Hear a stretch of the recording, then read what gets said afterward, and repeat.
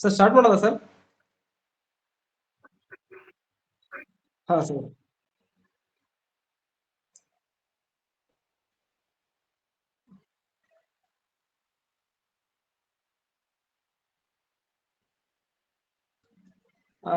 ಎಲ್ರಿಗೂ ನಮಸ್ಕಾರ. ಭಂಡಾರ ಪ್ರಕಾಶನ ಮಸ್ಕಿ ಕಾವ್ಯ ಕರ್ನಾಟಕ 100 ಎನ್ನುವಂತಹ ಈ ಆನ್ಲೈನ್ ಪ್ರಾಯೋಗಿಕ ಸರಣಿಯ ಕಾರ್ಯಕ್ರಮಕ್ಕೆ ತಮಗೆಲ್ಲ ಸ್ವಾಗತ. ಇವತ್ತು ಉಪನ್ಯಾಸ ಮಾಲಿಕೆ 40ರಲ್ಲಿ ಡಾಕ್ಟರ್ ಎಂ ಉಷಾ ಅವರು ಚಾಮರಸನ ಪ್ರಭುಲಿಂಗ ಲೀಲೆಯ ಒಂದು ಷಟ್ಪದಿಯನ್ನು ಕುರಿತು ಮಾತನಾಡಲಿದ್ದಾರೆ. ಈ ಕಾರ್ಯಕ್ರಮಕ್ಕೆ ಈ ಆನ್ಲೈನ್ ಕಾವ್ಯ ಸರಣಿಯನ್ನು ಪ್ರಾರಂಭಿಸಿರ್ತಕ್ಕಂತಹ ಭಂಡಾರ ಪ್ರಕಾಶನದ ಬಸವರಾಜ್ ಕೋಡ್ಗುಂಟಿಯವರು, ಪರಶುರಾಮ್ ಕೋಡ್ಗುಂಟಿಯವರಿಗೂ ಮತ್ತು ಸಂಯೋಜಕರಾದಂತಹ ಬಾಬುರಾಯ್ ದೊರೆ, ಮಧು ಬ್ರಾದಾರ್, ಸೈಯದ್ ಮುಜೀದ್ ಅಹಮದ್, ಬಸಯ್ಯ ಸ್ವಾಮಿ ಮತ್ತು ಕರ್ಲಿಂಗೆ ನಾಟಿಕಾರ್ ಇವರನ್ನು ಕೂಡ ಸ್ವಾಗತಿಸುತ್ತೇನೆ. ನಮಗೆ ಇವತ್ತು ಉಪನ್ಯಾಸ ನೀಡಲಿರ್ತಕ್ಕಂತಹ ಡಾಕ್ಟರ್ ಎಂ ಉಷಾ ಅವರು ಮೂಲತಃ ಚಾಮರಾಜನಗರ ಜಿಲ್ಲೆಯವರಾಗಿದ್ದು, ಇವರು ಕನ್ನಡ ವಿಶ್ವವಿದ್ಯಾಲಯ ಹಂಪಿಯಲ್ಲಿ ಭಾಷಾಂತರ ಅಧ್ಯಯನ ವಿಭಾಗದಲ್ಲಿ ಪ್ರಾಧ್ಯಾಪಕರಾಗಿ ನಿವೃತ್ತಿಯನ್ನು ಹೊಂದಿರಾಗಿದ್ದಾರೆ. ಇವರು ಕನ್ನಡದಲ್ಲಿ ಅನುವಾದಕಿಯಾಗಿ, ಸಂಶೋಧಕರಾಗಿ ಮತ್ತು ಸ್ತ್ರೀವಾದಿ ಚಿಂತಕರಾಗಿ ಪ್ರಸಿದ್ಧಿಯನ್ನು ಪಡೆದವರಾಗಿದ್ದಾರೆ. ಇವರು ಬಹುಮುಖ್ಯವಾಗಿ ಸಾಹಿತ್ಯ ವಿಮರ್ಶೆ, ಆಧುನಿಕ ಪೂರ್ವ ಸಾಹಿತ್ಯ ಮತ್ತು ಇತಿಹಾಸ ವಿಷಯದಲ್ಲಿ ಆಸಕ್ತಿ ಹೊಂದಿತ್ತು. ಆ ಹಿನ್ನೆಲೆಯಲ್ಲಿ ಅನೇಕ ಸಂಶೋಧನಾ ಲೇಖನಗಳನ್ನು ಪ್ರಕಟಿಸಿದ್ದಾರೆ. ಇವರು ಕನ್ನಡದಲ್ಲಿ ಅನುವಾದಕಿಯಾಗಿಯೂ ಕೂಡ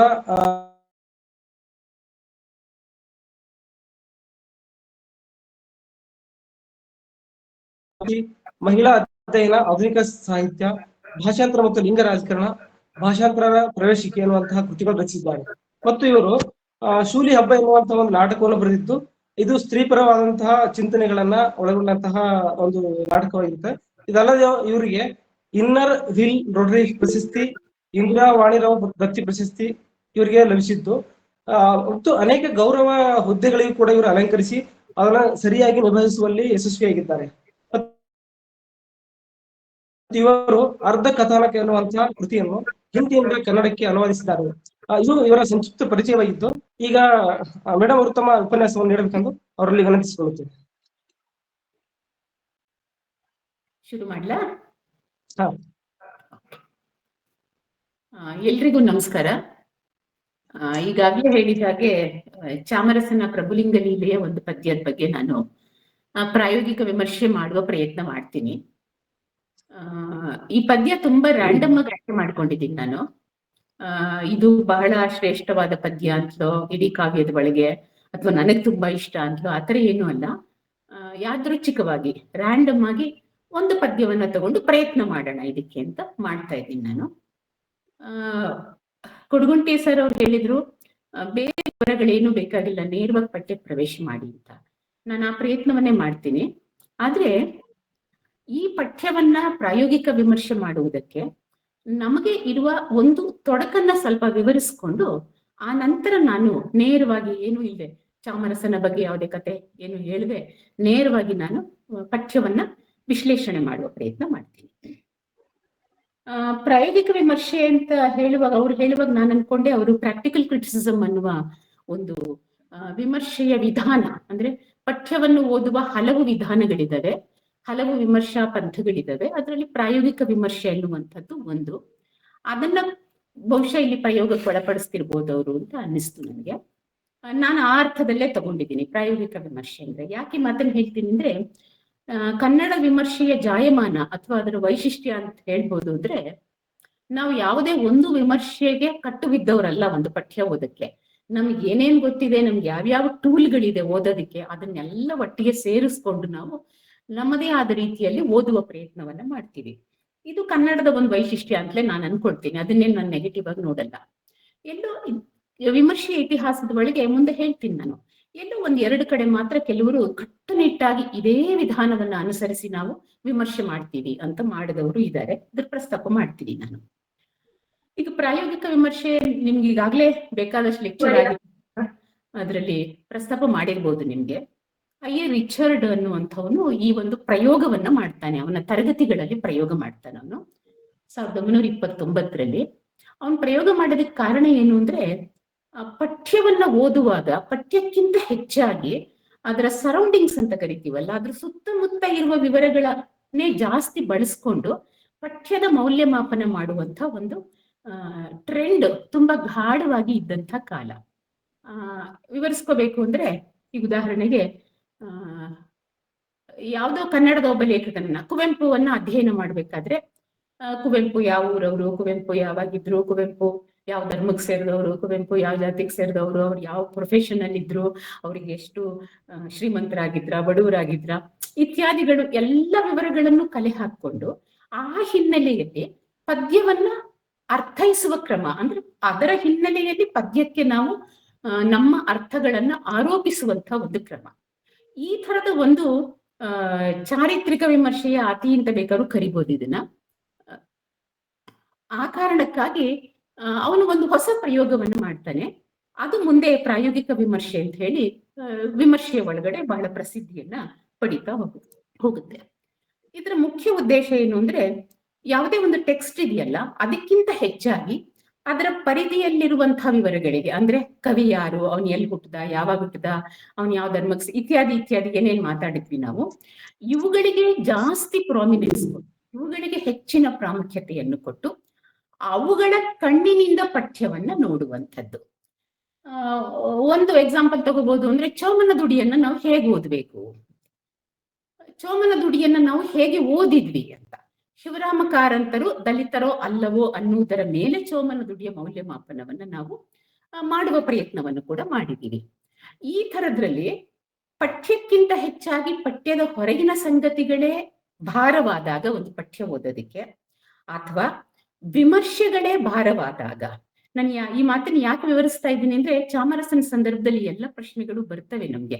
ನಾವೆಷ್ಟೇ ಪ್ರಾಯೋಗಿಕ ವಿಮರ್ಶೆ ಮಾಡ್ತೀವಿ ಅಂದ್ರೂ ಇದನ್ನೆಲ್ಲ ನಾವು ಎದುರಿಸ್ಬೇಕಾಗುತ್ತೆ ಅನ್ನೋ ಕಾರಣಕ್ಕೆ.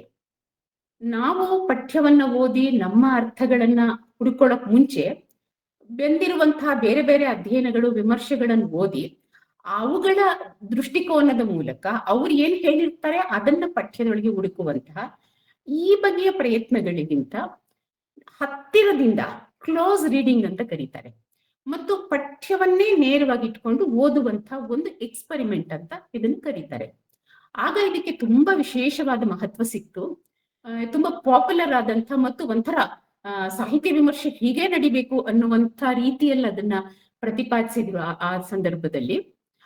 ಕನ್ನಡದ ಮಟ್ಟಿಗೆ ಇವತ್ತು ಅಥವಾ ಜಗತ್ತಿನಾದ್ಯಂತ ಇದು ಹಲವು ವಿಮರ್ಶಾ ವಿಧಾನಗಳಲ್ಲಿ ಒಂದಾಗಿ ಉಳ್ಕೊಂಡಿದೆ. ಅಂದ್ರೆ ಇದು ಒಂದು ಬಗೆಯ ವಿಮರ್ಶೆಯ ವಿಧಾನ ಅಂತ ಉಳ್ಕೊಂಡಿದೆ. ಈಗ ಈ ತರದ ಓದನ್ನು ನಾವು ಮಾಡ್ಬೇಕು ಅಂತಂದ್ರೆ ರಿಚರ್ಡ್ ಹೇಗ್ ಮಾಡ್ತಾನೆ, ವಿದ್ಯಾರ್ಥಿಗಳಿಗೆ ಅವ್ರಿಗೆ ಏನು ಗೊತ್ತಿಲ್ಲದೆ ಇರೋಂಗೆ, ಅಂದ್ರೆ ಶ್ರೀರಾಮಾಯಣ ದರ್ಶನಮಿಂದ ಮಧ್ಯದಲ್ಲಿ ಒಂದು ತಾರ ತಗೊಂಡ್ಬಂದು ಕೊಟ್ಟುಬಿಟ್ಟು ಇದನ್ನ ಓದಿ ಅಂತ. ಅಂದ್ರೆ ಅವರಿಗೆ ಶ್ರೀರಾಮಾಯಣ ದರ್ಶನಂ ಯಾರು ಬರೆದ್ರು ಏನು ಆ ತರದ್ದೇನು ಗೊತ್ತಿಲ್ಲದೆ ಇರುವ ಒಂದು ಸನ್ನಿವೇಶದಲ್ಲಿ ಹೀಗೆ ಅಪರಿಚಿತವಾದಂತಹ ಒಂದು ಪಠ್ಯವನ್ನು ಕೊಟ್ಟು ಓದಿಸುವ ಪ್ರಯತ್ನವನ್ನ ಅವನು ಮಾಡ್ತಾನೆ. ಆದ್ರೆ ನಮಗೆ ತೊಡಕೆ ಏನು ಅಂದ್ರೆ, ಈಗ ಚಾಮರಸನ ಅಂತ ಗೊತ್ತಿದೆ ನಮ್ಗೆ, ಚಾಮರಸನ ಬಗ್ಗೆ ಎಲ್ಲ ವಿವರಗಳು ನಮ್ಗೆ ಗೊತ್ತಿದೆ. ಈಗ ನಾವು ಆ ಥರದ ಇದರಲ್ಲಿ ಮಾಡ್ಲಿಕ್ಕೆ ಸಾಧ್ಯ ಇಲ್ಲ.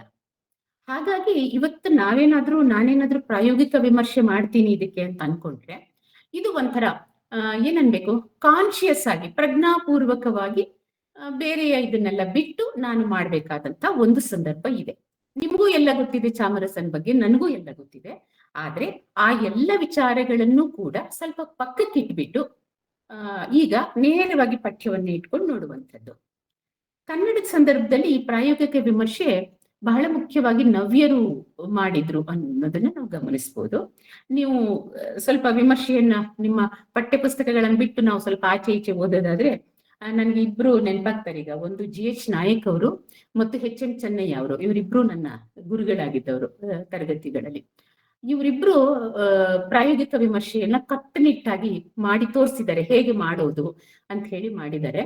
ಚೆನ್ನೈನವರು ವಚನಗಳ ಮೇಲೆ ಮಾಡಿದ್ದಾರೆ. ವಚನಗಳನ್ನೇ ಇಟ್ಕೊಂಡು ಅಲ್ಲಿರುವ ಪದಗಳ ಮೂಲಕವೇ, ಅಲ್ಲಿರುವ ವಾಕ್ಯಗಳ ಮೂಲಕವೇ ಆ ಅರ್ಥವನ್ನ ಹೊರಡಿಸೋಕ್ಕಾಗತ್ತಾ ಅಥವಾ ಆ ಅರ್ಥ ಹೊರಡುತ್ತಾ ಅದ್ರ ಮೂಲಕ ಅಂತ ನೋಡುವಂಥದ್ದು. GH ನಾಯಕ್ ಅವರ ಪದ್ಯ ಅಂತೂ ನಿಮ್ಗೆಲ್ಲರಿಗೂ ಗೊತ್ತೇ ಇದೆ. ಅವರು ರನ್ನನ ಗದಾಯುದ್ಧದ ಒಂದು ಪದ್ಯವನ್ನು ತಗೊಂಡು ನೀರೊಳಗಿರ್ದು ಬೆಮರ್ದ ನೊರಗ ಪತಾಕಂ ಅನ್ನೋದು ತಗೊಂಡು ಈ ಹಿಂದೆ ಮಾಡಿದಂತಹ ವಿಮರ್ಶೆಯನ್ನ ಪ್ರಶ್ನೆ ಮಾಡ್ತಾ ಪಠ್ಯದಲ್ಲಿ ಎಲ್ಲಿ ಇದೆ ಈ ಅರ್ಥ, ಪಠ್ಯದಲ್ಲಿ ಈ ಅರ್ಥ ಇದೆ ಅಂತ ಹೇಳಿ ಹುಡುಕುವಂತ ಒಂದು ಪ್ರಯತ್ನವನ್ನು ಮಾಡ್ತಾರೆ. ಇದು ಕನ್ನಡದ ಸಂದರ್ಭದಲ್ಲಿ ಪ್ರಾಯೋಗಿಕ ವಿಮರ್ಶೆಯನ್ನು ನಾವು ಈ ಹಿಂದೆ ನೋಡಿ ಕಲ್ತ್ಕೋಬೇಕು ಅನ್ನೋದಾದ್ರೆ ಇವರಿಬ್ಬರನ್ನ ಬಹಳ ಮುಖ್ಯವಾಗಿ ನಾನು ತಕ್ಷಣಕ್ಕೆ ನನ್ನ ನೆನಪಾಗ್ತಿದೆ. ಇವರಿಬ್ಬರ ವಿಮರ್ಶೆಗಳನ್ನ ನಾವು ನೋಡಿದ್ರೆ ಅದರ ಒಂದು ವಿಧಾನ ಗೊತ್ತಾಗುತ್ತೆ.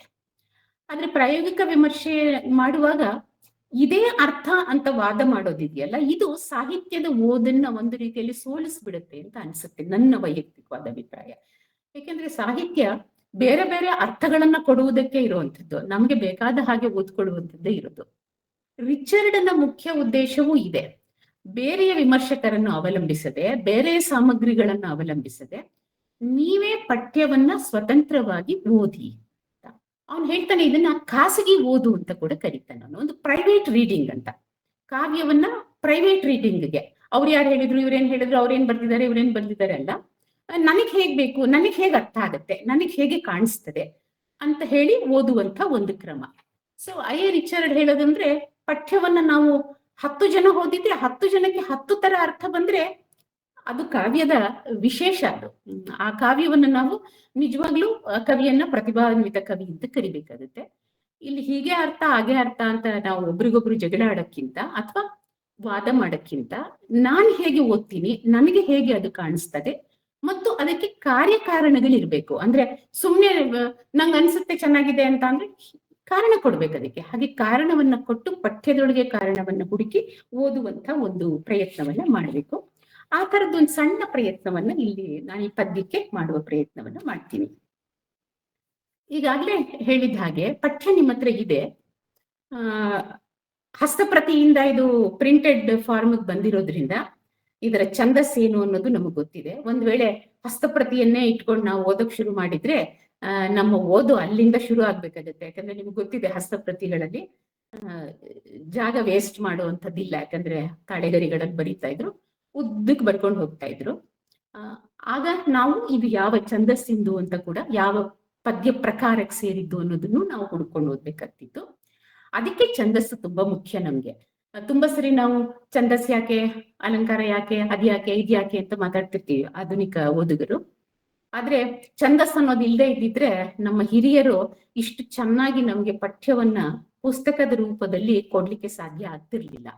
ಅದನ್ನ ಎಲ್ಲಿ ನೆಕ್ಸ್ಟ್ ಲೈನ್ ತಗೋಬೇಕು, ಎಲ್ಲಿ ಆದಿಪ್ರಾಸ, ಅಂತ್ಯಪ್ರಾಸ, ಗಣಗಳು, ಇವನ್ನೆಲ್ಲ ನೋಡಿ ನೋಡಿ ಅವುಗಳೆಲ್ಲದರ ಆಧಾರದ ಮೇಲೆ ನಮ್ಗೆ ಕನ್ನಡದಲ್ಲಿ ಇಷ್ಟೊಂದು ಪ್ರಕಾರ ವೈವಿಧ್ಯಗಳಿದೆ ಅನ್ನೋದನ್ನ ಅರ್ಥ ಮಾಡ್ಕೊಳ್ಳಕ್ಕೆ, ಅದರ ಸ್ವರೂಪ ಏನು ಅನ್ನೋದನ್ನ ಅರ್ಥ ಮಾಡ್ಕೊಳಕ್ ಸಾಧ್ಯ ಆಗಿದೆ. ಅದು ನಮ್ಗೆ ಗೊತ್ತಿದೆ. ಈಗ ಈ ಪದ್ಯವನ್ನ ನಾನು ಓದಿದ್ರೆ ಇದು ಭಾಮಿನಿ ಷಟ್ಪದಿಯಲ್ಲಿದೆ ಅಂತ ಗೊತ್ತಿದೆ. ಆದ್ರೂ ಕೆಲವು ಮಾತುಗಳನ್ನ ಪಠ್ಯದ ಸಂಬಂಧಪಟ್ಟ ಹಾಗೆ ಮಾತಾಡ್ತೀನಿ ನಾನು. ಹಾಗೆ ಇದ್ರ ಗದ್ಯಾನುವಾದ ಕೂಡ ಬಂದಿದೆ. ಹಾಗಾಗಿ ಈಗಾಗ್ಲೇ ನಿಮ್ಗೆ ಪದ್ಯ ಕೈಗೆ ಸಿಕ್ಕಿದೆ ಅಂದ್ರೆ ನೀವು ಇದರ ಅರ್ಥ ಏನು ಅಂತ ಕೂಡ ನೀವು ತಿಳ್ಕೊಂಡಿರ್ತೀರಾ, ನಾನು ತಿಳ್ಕೊಂಡಿರ್ತೀನಿ. ಆದ್ರೆ ಕಾವ್ಯದ ಓದು ಅನ್ನುವಂಥದ್ದು ಅದರ ಕಥೆ ಏನು ಅಂತ ತಿಳ್ಕೊಳ್ಳೋದ್ರಲ್ಲಿ ಮಾತ್ರ ಇಲ್ಲ ಅನ್ನೋದನ್ನ ಅರ್ಥ ಮಾಡ್ಕೋಬೇಕು. ಯಾಕೆ ಈ ಪದ್ಯದ ಪ್ರಾಯೋಗಿಕ ವಿಮರ್ಶೆ ಮಾಡ್ಬೇಕು ನಾವು ಕಾವ್ಯದ್ದು ಅಂದ್ರೆ, ಅದ್ರ ಕತೆ ತಿಳ್ಕೊಂಡ್ಬಿಟ್ಟು ಮಾತ್ರಕ್ಕೆ ಆ ಕಾವ್ಯದ ಓದು ಮುಗ್ದು ಹೋಗಲ್ಲ. ಅದು ಕಾವ್ಯದ ಓದಿನ ಆರಂಭ ಅಷ್ಟೇ. ಅದು ಹೇಗೆ ಕಾವ್ಯವಾಗಿದೆ ಅನ್ನೋದನ್ನ ಅರ್ಥ ಮಾಡ್ಕೊಳ್ಳೋದೇ ಕಾವ್ಯದ ಓದಿನ ಒಂದು ಮುಖ್ಯವಾದ ಘಟ್ಟ. ಅದು ಬರ್ದೆ ನಾವು ಶಿಕ್ಷಣದಲ್ಲಿ ನೋಡುವಾಗ, ಹೈಸ್ಕೂಲಲ್ಲೆಲ್ಲ ಓದುವಾಗ ನಮ್ಗೆ ಹೇಳ್ತಾರೆ, ಒಂದ್ ಪದ್ಯ ಕೊಟ್ಬಿಟ್ಟು ಇದರ ಸಮ್ಮರಿ ಬರೀರಿ ಅಂತ ಹೇಳ್ತಾರೆ. ಆ ಲೆವೆಲ್ಗೆ ಅಷ್ಟೇ. ಸಣ್ಣ ಪುಟ್ಟ ವಯಸ್ಸಲ್ಲಿ ಅಂದ್ರೆ ಪ್ರವೇಶ ಮಾಡುವಾಗ ಅದ್ರ ಕತೆ ತಿಳ್ಕೊಳ್ಳೋದೇ ನಮ್ಗೆ ಮುಖ್ಯ. ಅದಕ್ಕೆ ತುಂಬಾ ಜನಕ್ಕೆ ಹಳಗನ್ನಡ ಇಷ್ಟ ಆಗುತ್ತೆ. ಯಾಕೆ ಅಂದ್ರೆ ಗೈಡಲ್ಲಿ ಕತೆ ಇರುತ್ತೆ, ಅದನ್ನ ನೋಡ್ಕೊಂಡು ಬರೆದ್ಬಿಟ್ರೆ ಫುಲ್ ಮಾರ್ಕ್ಸ್ ಬರುತ್ತೆ ಅನ್ನುವಂಥದ್ದು. ಅದು ಪ್ರಾಥಮಿಕ ಹಂತದ ಓದಷ್ಟೇ. ನಾವು ಹೈಯರ್ ಲರ್ನಿಂಗ್ ಬಂದ ಹಾಗೆ ಕೇವಲ ಕತೆಗೆ ನಿಂತ್ರೆ, ಇದ್ರಲ್ಲಿ ಏನ್ ಸಮ್ಮರಿ ಇದೆ ಇದ್ರೊಳಗಡೆ, ಇದ್ರ ಸಾರಾಂಶ ಏನು ಅನ್ನೋದಕ್ಕಷ್ಟೇ ನಿಲ್ತ್ರೆ ಕಾವ್ಯದ ಓದುವುದು ಅಲ್ವೇ ಅಲ್ಲ. ಅದು ಕಾವ್ಯದ ಓದಿನ ಆರಂಭ ಅಷ್ಟೇ, ಅದರ ಅಂತ್ಯ ಖಂಡಿತವಾಗ್ಲೂ ಅಲ್ಲ ಅಂತ ಅನ್ನೋದು. ಸೊ ಈಗ ಇದ್ರ ಕತೆ ಏನು ಅಂತಾನೂ ನಮಗ್ ಗೊತ್ತಾಗಿದೆ. ಹಾಗೆ ಚಾಮರಸನ್ ಬಗ್ಗೆ ಅಧ್ಯಯನಗಳು ನಡೆದಿವೆ, PhD ಥೀಸಿಸ್ಗಳು ಬಂದಿವೆ, ಬೇಕಾದಷ್ಟು ಜನ ವಿಮರ್ಶೆ ಮಾಡಿದ್ದಾರೆ. ಸಾಹಿತ್ಯ ಚರಿತ್ರೆಗಳಲ್ಲಿ ದೊಡ್ಡ ದೊಡ್ಡ ವಿವರವಾದ ಮಾಹಿತಿಗಳಿದ್ದಾವೆ. ಹಾಗಾಗಿ ಚಾಮರಸ ಯಾರು, ಏನು, ಇತ್ಯಾದಿ ಇತ್ಯಾದಿ ದಂತಕಥೆಯನ್ನೂ ಸೇರಿದ ಹಾಗೆ ಅವನಿಗೆ ಸಂಬಂಧಪಟ್ಟಂತಹ ಐತಿಹ್ಯಗಳು, ಚಾರಿತ್ರಿಕ ವಿಚಾರಗಳು ಎಲ್ಲವೂ ನಮ್ಗೆ ತಿಳಿದಿದೆ. ಈ ಇಷ್ಟೆಲ್ಲ ನಮ್ಗೆ ಗೊತ್ತಿರುವ ಕಾರಣಕ್ಕಾಗಿಯೇ ಇವತ್ತು ನಾವೇನಾದ್ರೂ ಇದನ್ನ ಪ್ರಾಯೋಗಿಕ ವಿಮರ್ಶೆ ಮಾಡ್ತೀವಿ ಅಂದ್ರೆ ಅದು ತುಂಬಾ ಕಾನ್ಶಿಯಸ್ ಆಗಿ ಮಾಡ್ಬೇಕಾದಂತ ವಿಮರ್ಶೆ ಆಗುತ್ತೆ. ಅಂದ್ರೆ ಕಾನ್ಶಿಯಸ್ ಆಗಿ ನಾವು ನಮ್ಗೆ ಗೊತ್ತಿರುವ ವಿಚಾರಗಳನ್ನ ಪಕ್ಕಕ್ಕಿಟ್ಟು, ಅಂದ್ರೆ ಅದರ ಮೂಲಕ ನೋಡುವ ಪ್ರಯತ್ನ ಮಾಡದೆ ನೇರವಾಗಿ ಓದುವಂತ ಪ್ರಯತ್ನ ಮಾಡಬೇಕು. ಅದರಲ್ಲಿ ಚಾಮರಸನ ಸಾಹಿತ್ಯ ಚರಿತ್ರೆ ಏನ್ ಹೇಳುತ್ತೆ ಅನ್ನೋದು, ವಿಮರ್ಶೆ ಏನ್ ಹೇಳುತ್ತೆ ಅನ್ನೋದು, ಗದ್ಯಾನುವಾದ ಏನ್ ಹೇಳುತ್ತೆ ಅನ್ನೋದು ಇತ್ಯಾದಿಗಳನ್ನೆಲ್ಲ ನಾವು ಪಕ್ಕಕ್ಕಿಟ್ಟು ಓದ್ಬೇಕಾಗುತ್ತೆ.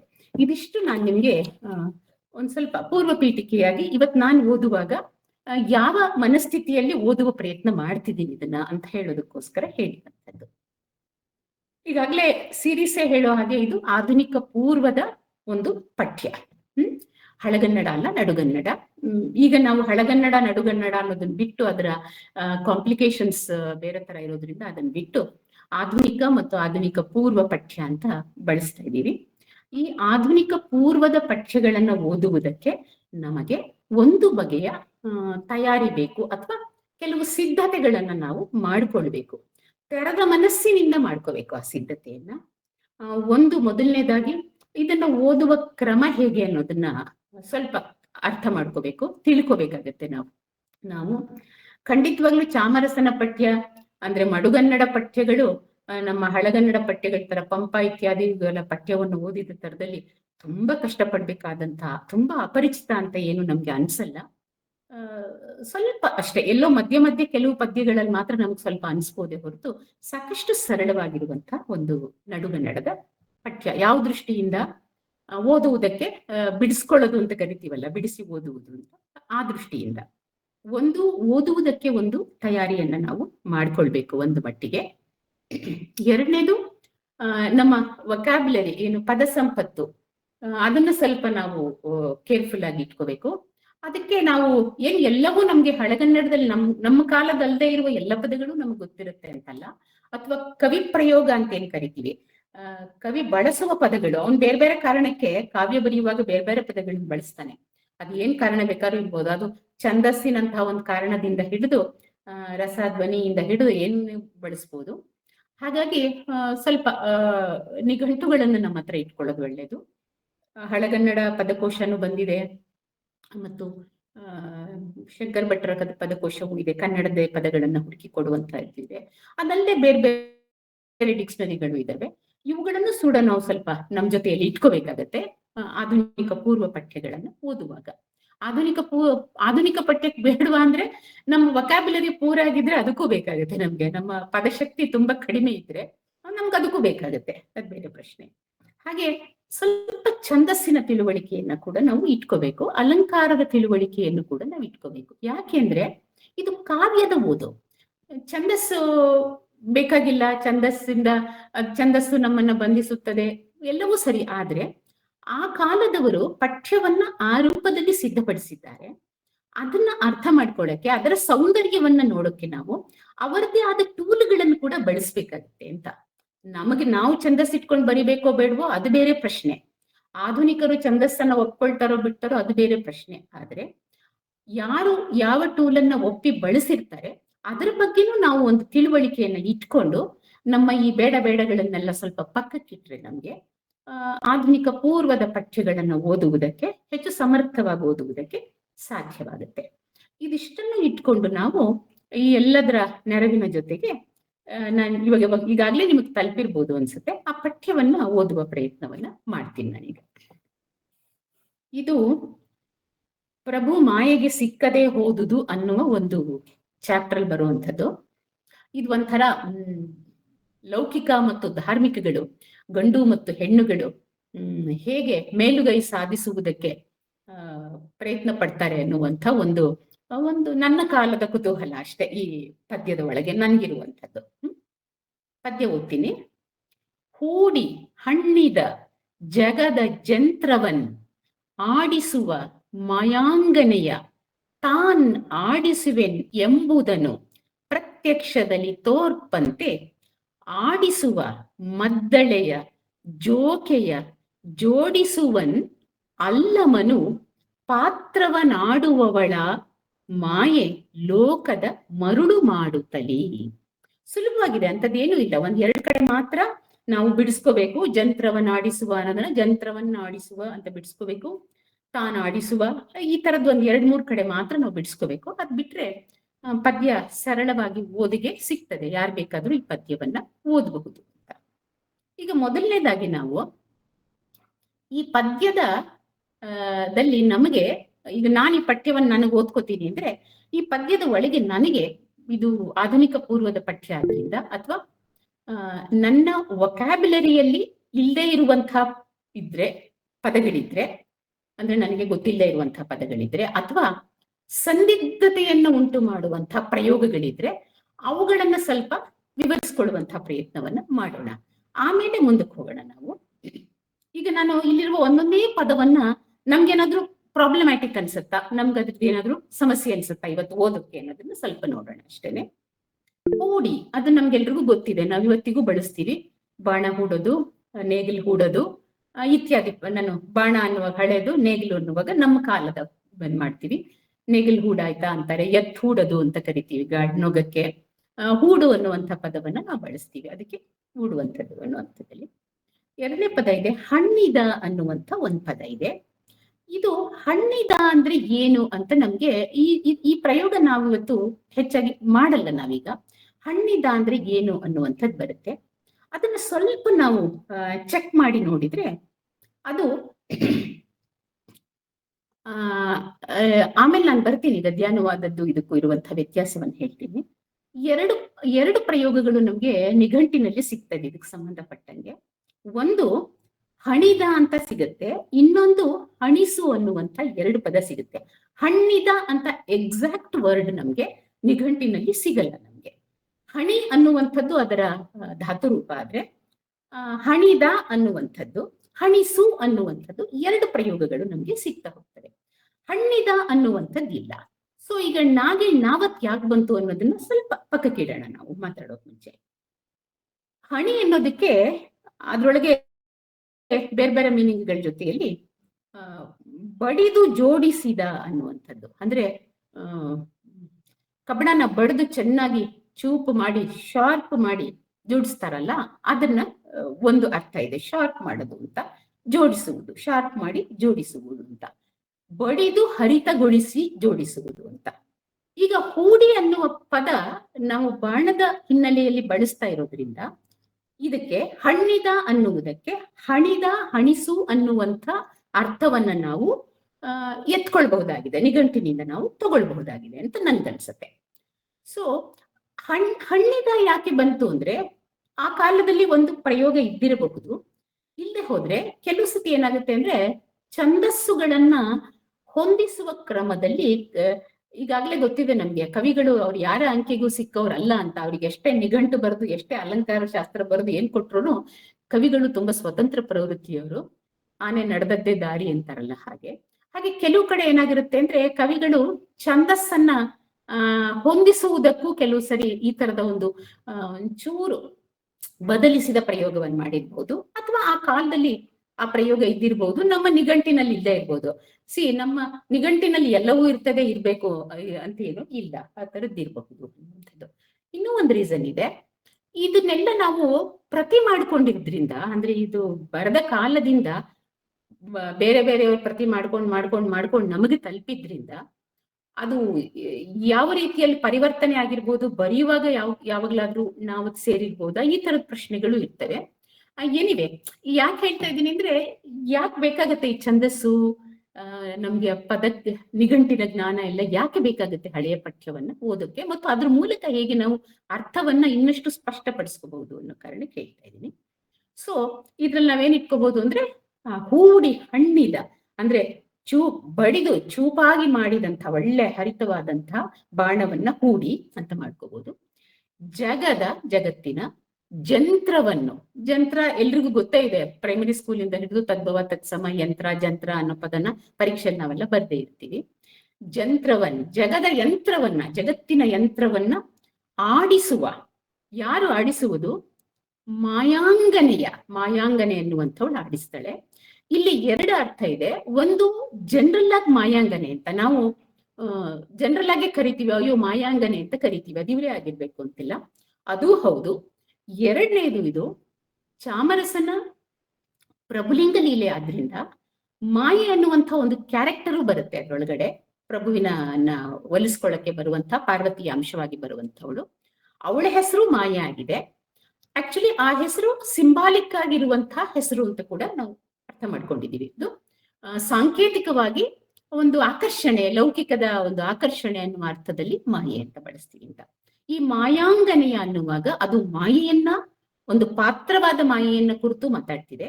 ಜನರಲ್ ಆಗಿ ನಾವು ಮಾಯಾಂಗನೆಯ ಅಂತ ಕೂಡ ಇಟ್ಕೋಬಹುದು ಅದನ್ನ ಅಂತ.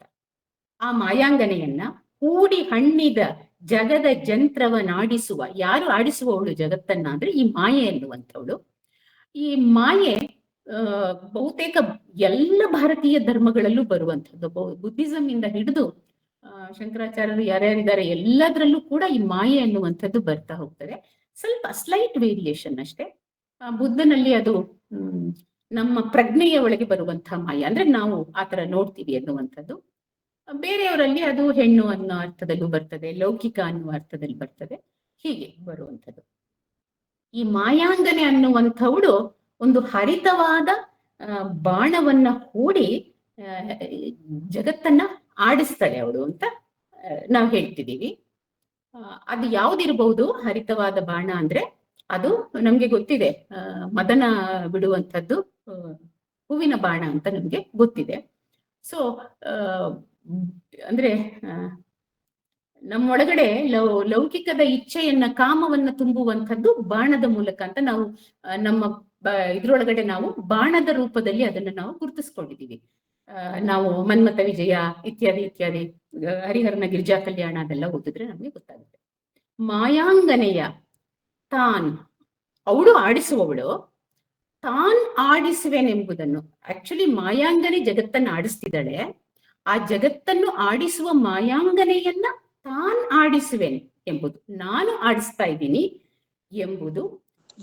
ಎಂಬುದನ್ನು ಪ್ರತ್ಯಕ್ಷದಲ್ಲಿ ತೋರ್ಪಂತೆ, ಕಣ್ಮುಂದೆ ತೋರ್ಸೋ ತರ, ನಮ್ಮ ಎದುರಿಗೆ ಐ ವಿಟ್ನೆಸ್ ಅಲ್ಲಿ ನಮ್ಮ ಕಣ್ಣೆದುರಿಗೆ ತೋರಿಸುವ ರೀತಿಯಲ್ಲಿ ಆಡಿಸುವ ಮದ್ದಳೆಯ ಜೋಕೆಯ ಅನ್ನುವ ಮಾತು ಬರ್ತದೆ.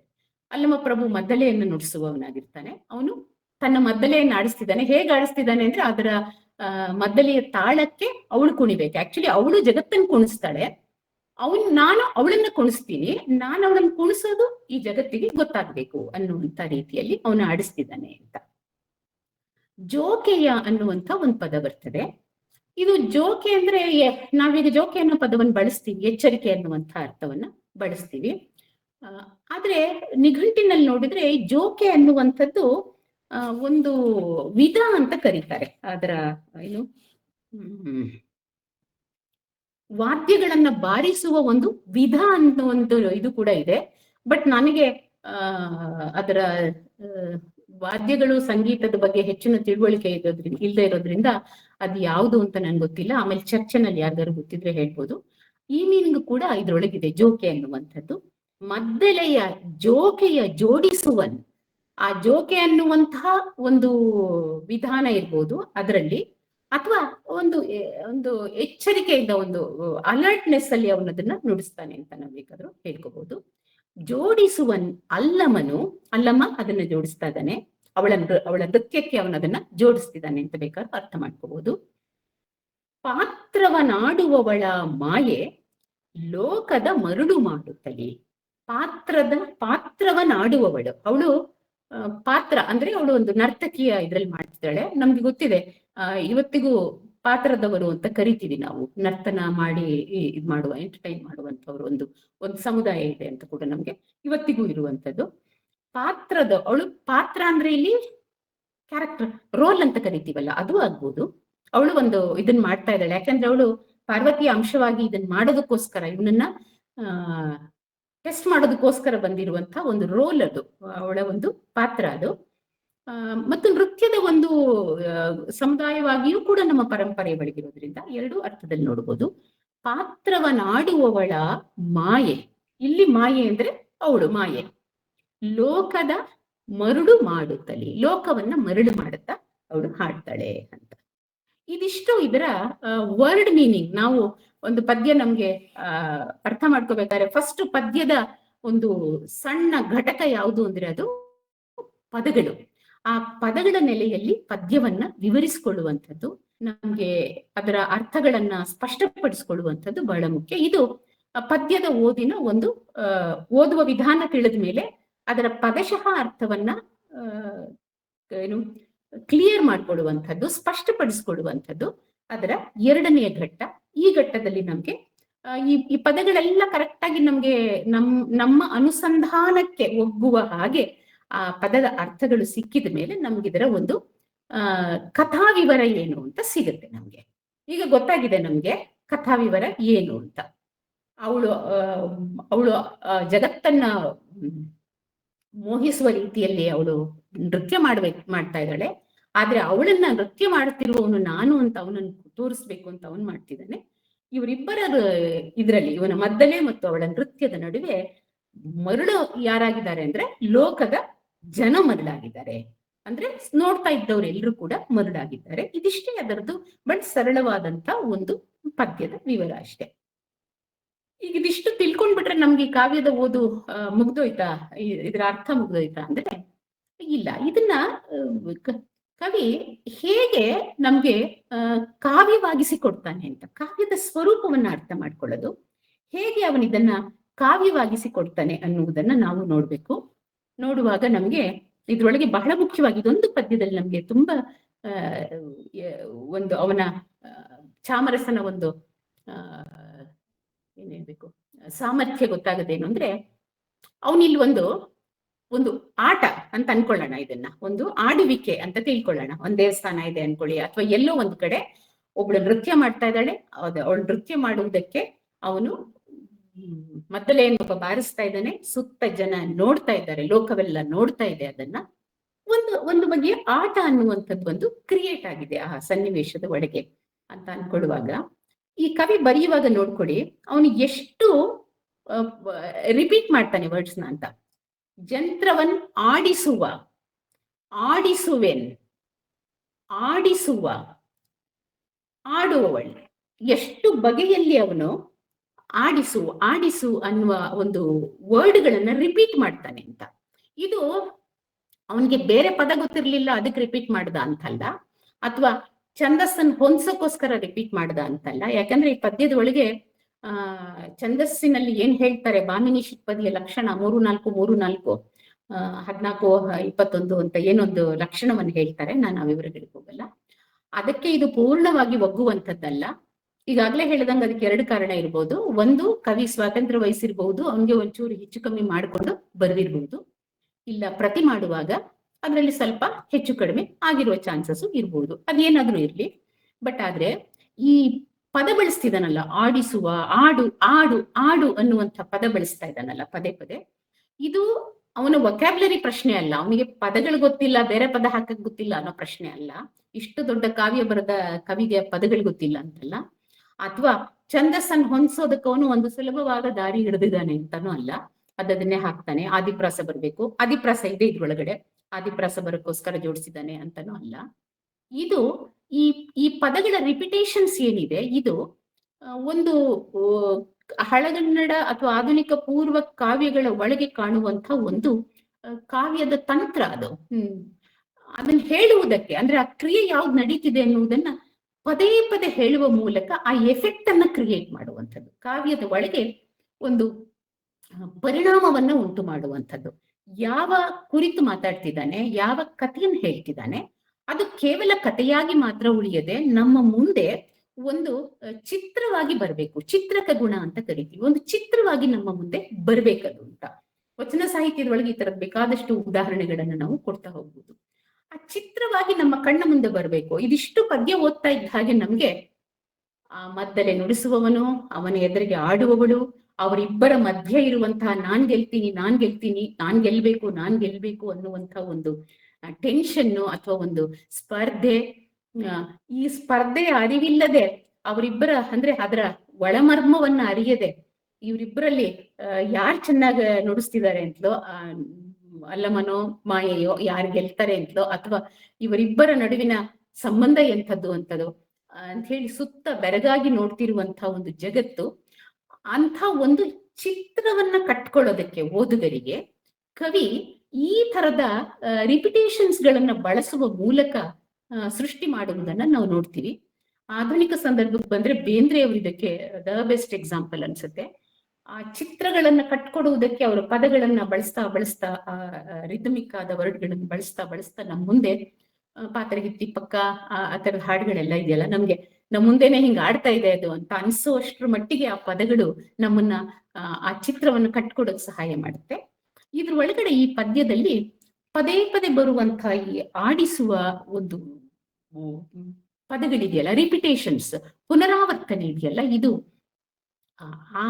ಆ ದೃಶ್ಯವನ್ನ ಕಟ್ಕೊಳ್ಳುವುದಕ್ಕೆ ಮತ್ತು ಅದನ್ನ ನಮ್ಮ ಮುಂದೆ ತರುವುದಕ್ಕೆ, ಆಡುವುದು ಅನ್ನುವಂಥದ್ದನ್ನು ತರುವುದಕ್ಕೆ ಬೇಕಾದಂತ ಒಂದು ಎಫೆಕ್ಟ್ ಅನ್ನ ಕೊಡುವುದಕ್ಕೆ ಸಹಾಯಕವಾಗಿ ಆಗತ್ತೆ.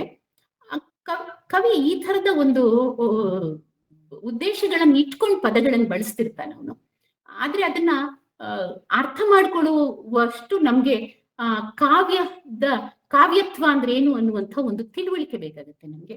ಯಾಕೆ ಇಷ್ಟೊಂದು ರಿಪಿಟೇಷನ್ಸ್ ಇದೆಯಲ್ಲ ಇದ್ರೊಳಗೆ ಅಂತ ನಾನು ಮುಂದಕ್ಕೆ ಹೋಗಲ್ಲ. ಅದ್ರ ಮುಂದಿನ ಪದ್ಯಗಳು ಈ ತರ ತುಂಬಾ ಚಿತ್ರಕವಾಗಿರುವಂಥದ್ದಿದೆ. ಚಾಮರಸ ಬಹಳ ಒಳ್ಳೆಯ ಕವಿಗಳಲ್ಲಿ ಒಬ್ಬ ಅವನು ಕನ್ನಡದಲ್ಲಿ, ಅದರ ಮುಂದೆ ಏನು ಅನುಮಾನವೇ ಇಲ್ಲ. ಅಂಥ ಒಂದನ್ನ ಸೃಷ್ಟಿಸಿ ಕೊಡುವಂತ ಒಂದು ಪ್ರಯತ್ನವನ್ನ ಮಾಡ್ತಾ ಹೋಗ್ತಾನೆ. ಹೀಗೆ ಒಂದು ಪದ್ಯ ಅನ್ನುವಂಥದ್ದು ಅದರ ಒಂದು ಸ್ಪಷ್ಟವಾದ ಓದುವಿಕೆ, ತಪ್ಪಿಲ್ಲದ ಸ್ಪಷ್ಟವಾದ ಓದುವಿಕೆಯಿಂದ ಮುಂದೆ ಬಂದದು ಕೊನೆಗೆ ಅದರ ಕಾವ್ಯತ್ವ ಏನು, ಅದರ ಅರ್ಥ ಏನು, ಅದರ ಫಿಲಾಸಫಿ ಏನು ಅನ್ನುವುದನ್ನ ದಾಟಿ ಅದರ ಕಾವ್ಯತ್ವದ ಎಡೆಗೆ ಬಂದು ನಿಲ್ಲುತ್ತೆ ಅನ್ನುವಂಥದ್ದು ನಮ್ಗೆ ಬಹಳ ಮುಖ್ಯವಾದಂತ ಅಂಶ. ಸುಮ್ನೆ ನಾನು ಒಂದು ಸಣ್ಣ ಇದಕ್ಕೋಸ್ಕರ ನಿಮ್ ಮುಂದೆ ಇದರ ಒಂದು ಗದ್ಯಾನುವಾದ ಇದೆಯಲ್ಲ ಅದನ್ನ ಚೂರ್ ನೋಡೋಣ. ಅವ್ರು ಏನ್ ಮಾಡಿದ, ಹೆಂಗಿದೆ ಆ ಗದ್ಯಾನುವಾದ ಅನ್ನೋದನ್ನ ನೋಡೋಣ. ದಿಸ್ ಇಸ್ ಏನಂದ್ರೆ ಇದು ನಾನು ಪಕ್ಕಕ್ಕೆ ಇಟ್ಟಿರ್ತೀನಿ. ಈಗ ಯಾಕೆ ಈ ಗದ್ಯಾನುವಾದವನ್ನು ಓದ್ತಿದ್ದೀನಿ ಅಂದ್ರೆ, ನಮ್ಮದೇ ಓದು, ಖಾಸಗಿಯಾದ ಓದು ಕೊಡುವ ಅನುಭವ ಅನ್ನುವಂಥದ್ದು ಎಂಜಾಯಬಲ್ ಅಂತ, ನಮ್ಗೆ ಖುಷಿ ಕೊಡತ್ತೆ ಅಂತ.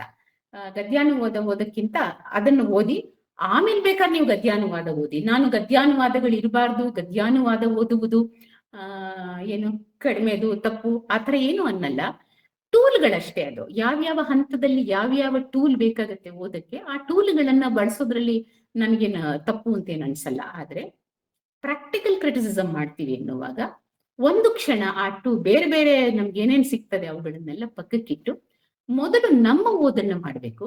ನಮ್ಮ ಓದನ್ನ ಮಾಡಿದ ನಂತರ ನಾವು ವಿಮರ್ಶಕರು ಏನ್ ಹೇಳಿದ್ದಾರೆ, ಗದ್ಯಾನುವಾದ ಏನಿದೆ ಇತ್ಯಾದಿ ಮಾತುಗಳನ್ನ ನಾವು ಆ ನಂತರದಲ್ಲಿ ಗಮನಿಸ್ಕೊಂಡು ನಮ್ಮನ್ನ ನಾವು ಹೌದಾ ಅಲ್ವಾ ಅಂತ ಜಡ್ಜ್ ಮಾಡ್ಕೋಬಹುದಷ್ಟೇನೆ. ಅದಿರ್ಲೇಬಾರ್ದು ಅಂತಲ್ಲ.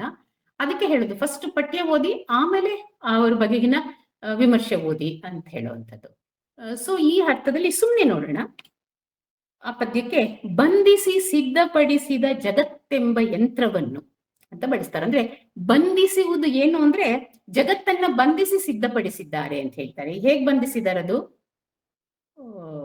ಮಾಯೆ ಇರ್ತದೆ, ಮಾಯೆಯನ್ನು ಗೆಲ್ಲುವಂತಹ ಅಲ್ಲಮನ ಒಂದು ಏನ್ ಹೇಳ್ಬೇಕು, ಲೌಕಿಕ ಇರ್ತದೆ, ಅದನ್ನ ಗೆಲ್ಲುವಂತಹ ಅಲೌಕಿಕ ಇರ್ತದೆ. ಅಲೌಕಿಕ ಮಾಯೆ ಲೌಕಿಕವನ್ ಗೆಲ್ಲುತ್ತೇನೆ ಅಂತ ಇರುತ್ತೆ, ಅಲೌಕಿಕವನ್ ಗೆಲ್ತೀನಿ ಅಂತ ಇರುತ್ತೆ. ಹೀಗೆ ಒಂದು ಬಂಧ ಅದು ಅನ್ನುವಂಥ ಒಂದು ಮೀನಿಂಗ್ ಅನ್ನ ಕೊಟ್ಟಿದ್ದಾರೆ ಅವರು. ಯಂತ್ರವನ್ನು ಆಡಿಸುವ ಮಾಯಾಂಗನೆಯನ್ನು ತಾನು ಆಡಿಸುತ್ತೇನೆಂಬುದನ್ನು ಪ್ರತ್ಯಕ್ಷವಾಗಿ ತೋರಿಸುವಂತೆ ಅಲ್ಲಮನು ಮದ್ದಳೆಯನ್ನು ಎಚ್ಚರಿಕೆಯಿಂದ ಹೊಂದಿಸಿ ನುಡಿಸುವನು ಅಂತ ಹೇಳ್ತಿದ್ದಾರೆ ಅವರು. ಅವರು ಎಚ್ಚರಿಕೆಯಿಂದ, ಜೋಕೆ ಅನ್ನೋದಕ್ಕೆ ಅವರು ಎಚ್ಚರಿಕೆಯಿಂದ ಅನ್ನುವಂತ ಒಂದು ಇನ್ ಜನರಲ್ ಮೀನಿಂಗ್ ಅನ್ನ ಅವರು ಬಳಸಿದ್ದಾರೆ.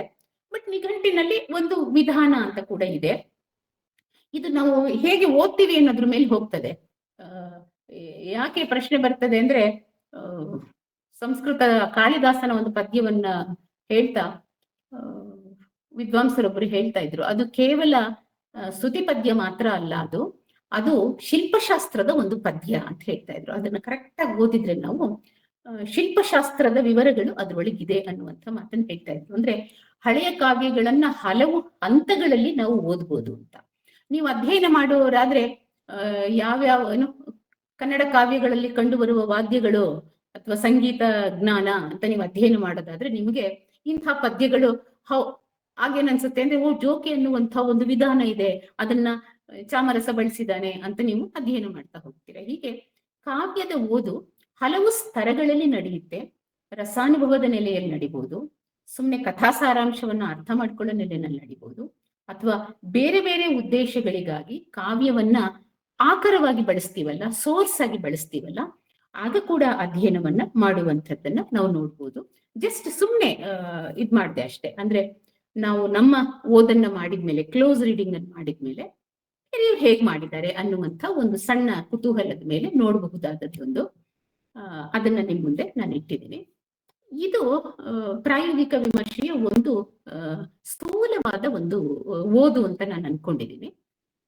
ಇದನ್ನು ಓದಿದ ನಂತರ ನಾವು ಚಾಮರಸನ ಬೇರೆ ಬೇರೆ ಪದ್ಯಗಳು, ಬೇರೆ ಬೇರೆ ವಿವರಗಳು ಎಲ್ಲವನ್ನು ಸೇರಿಸ್ಕೊಂಡು ಚಾಮರಸನನ್ನ ಸಂಪೂರ್ಣವಾಗಿ ಅರ್ಥ ಮಾಡಿಕೊಳ್ಳುವಂತ ಪ್ರಯತ್ನವನ್ನ ಮಾಡ್ಬೋದು. ಇಷ್ಟಕ್ಕೆ ನಿಲ್ಲಿಸ್ತೀನಿ ಇದನ್ನ. ಏನಾದ್ರೂ ಚರ್ಚೆಗಳಿದ್ರೆ ಮಾಡೋಣ, ಮಾಡ್ಬಿಟ್ಟು ಆಮೇಲೆ. ಈವರೆಗೂ ವಿದ್ವತ್ಪೂರ್ಣವಾದಂತಹ ನಿಮ್ಮ ಉಪನ್ಯಾಸಕ್ಕೆ ಧನ್ಯವಾದಗಳು. ಈಗ ಚಾಟ್ ಬಾಕ್ಸ್ ನಲ್ಲಿ ನೀವು ಹೇಳ್ಬಿಡಿ. ಕಾಣಿಸ್ತಾ ಇಲ್ಲ ರಾಜೇಂದ್ರ ಕುಮಾರ್ ಮುದ್ನಾಳ ನಾನು ಹೇಳ್ತೀನಿ ಮೇಡಮ್, ಓದಿ ಹೇಳ್ತೀನಿ ಮೇಡಮ್ ನಾನು. ರಾಜೇಂದ್ರ ಕುಮಾರ್ ಮುದ್ನಾಳ ಕೇಳ್ತಾರೆ, ಎರಡು ಪ್ರಶ್ನೆ ಕೇಳಿದ್ದಾರೆ. ಅದ್ರ ಮೊದಲನೇ ಪ್ರಶ್ನೆ ಅಂದ್ರೆ, ಮಾಯಾಂಗನೆ ಅಂದ್ರೆ ಕೇವಲ ಮಹಿಳೆಗೆ ಅನ್ವಯವಾಗುತ್ತದೆ, ಏಕೆ ಪುರುಷರಿಗೆ ಅನ್ವಯವಾಗುವುದಿಲ್ಲ, ವಿವರಿಸಿ ಅಂತ ಕೇಳಿದೆ. ಅದೇ ಹೇಳಿದ್ದು, ಅದನ್ನೇ ನಾನು ಇದಕ್ಕೆ ಸಂಬಂಧಪಟ್ಟಿದ್ದಲ್ಲ ಅಂತ ಬಿಟ್ಟೆ. ಆಕ್ಚುಲಿ ಫಿಲಾಸಫಿ ಒಳಗಡೆ ಬುದ್ಧ ಎಲ್ಲ ಅದನ್ನ ಹೆಣ್ಣು ಅನ್ನುವ ಅರ್ಥದಲ್ಲಿ ಬಳಸಲ್ಲ, ಅಲ್ಲಮಪ್ರಭು ಕೂಡ ಹೆಣ್ಣು ಅನ್ನೋ ಅರ್ಥದಲ್ಲಿ ಬಳಸಲ್ಲ, ಮನದ ಮುಂದಣ ಆಸೆ ಎನ್ನುವಂತ ಅರ್ಥದಲ್ಲಿ. ಅಂದ್ರೆ ಏನನ್ನಾದ್ರೂ ಒಂದು ಮಾಯೆ ಅಂತ ನೋಡುವಂಥದ್ದು ನಮ್ಮ ದೃಷ್ಟಿಕೋನದಲ್ಲಿ ಇರ್ತದೆ, ನಮ್ಮಲ್ಲಿರ್ತದೆ, ನಮ್ಮ ಒಳಗಿರುತ್ತೆ ಅದು ಅನ್ನುವಂಥದ್ದು. ಬಟ್ ನಮ್ಮ ಸಮಾಜ ಪೇಟ್ರಿಯಾರ್ಕಲ್ ಸೊಸೈಟಿ ಆದ್ರಿಂದ ಹೆಣ್ಣನ್ನ ಮೋಕ್ಷಕ್ಕೆ ಅಡ್ಡಗಾಲು, ಅವಳೊಂಥರ ತೊಡಕು ಅನ್ಕೊಂಡಿರೋದ್ರಿಂದ ಬರೀ ಹೆಣ್ಣೊಂದೇ ಅಲ್ಲ, ಸಂಸಾರ ಅನ್ನುವಂಥದ್ದು ಅಂದ್ರೆ ಹೆಂಡತಿ ಮಕ್ಕಳು ಎಲ್ಲರೂ ಬರ್ತಾರೆ ಅದ್ರೊಳಗಡೆ, ಅಥವಾ ಈ ಜಗತ್ತಿನಲ್ಲಿರುವಂಥದ್ದು ಇತ್ಯಾದಿಗಳೆಲ್ಲವೂ ಇರೋದ್ರಿಂದ ಪೇಟ್ರಿಯಾರ್ಕಲ್ ಸೊಸೈಟಿ ಆದ್ರಿಂದ ಈ ತರ ಎಕ್ಸ್ಪ್ರೆಷನ್ ಇದೆ ನಮ್ಮಲ್ಲಿ. ಬಟ್ ಫಿಲಾಸಫಿ ಒಳಗೆ ನೋಡುವಾಗ ನಮ್ಗೆ ಇದಕ್ಕಿಂತ ಬಹಳ ಭಿನ್ನವಾದ ಮತ್ತು ಎಲ್ಲವನ್ನೂ ಒಳಗೊಂಡ ಒಂದು ಎಕ್ಸ್ಪ್ಲನೇಷನ್ ಕೂಡ ನಮ್ಗೆ ಸಿಗುತ್ತೆ.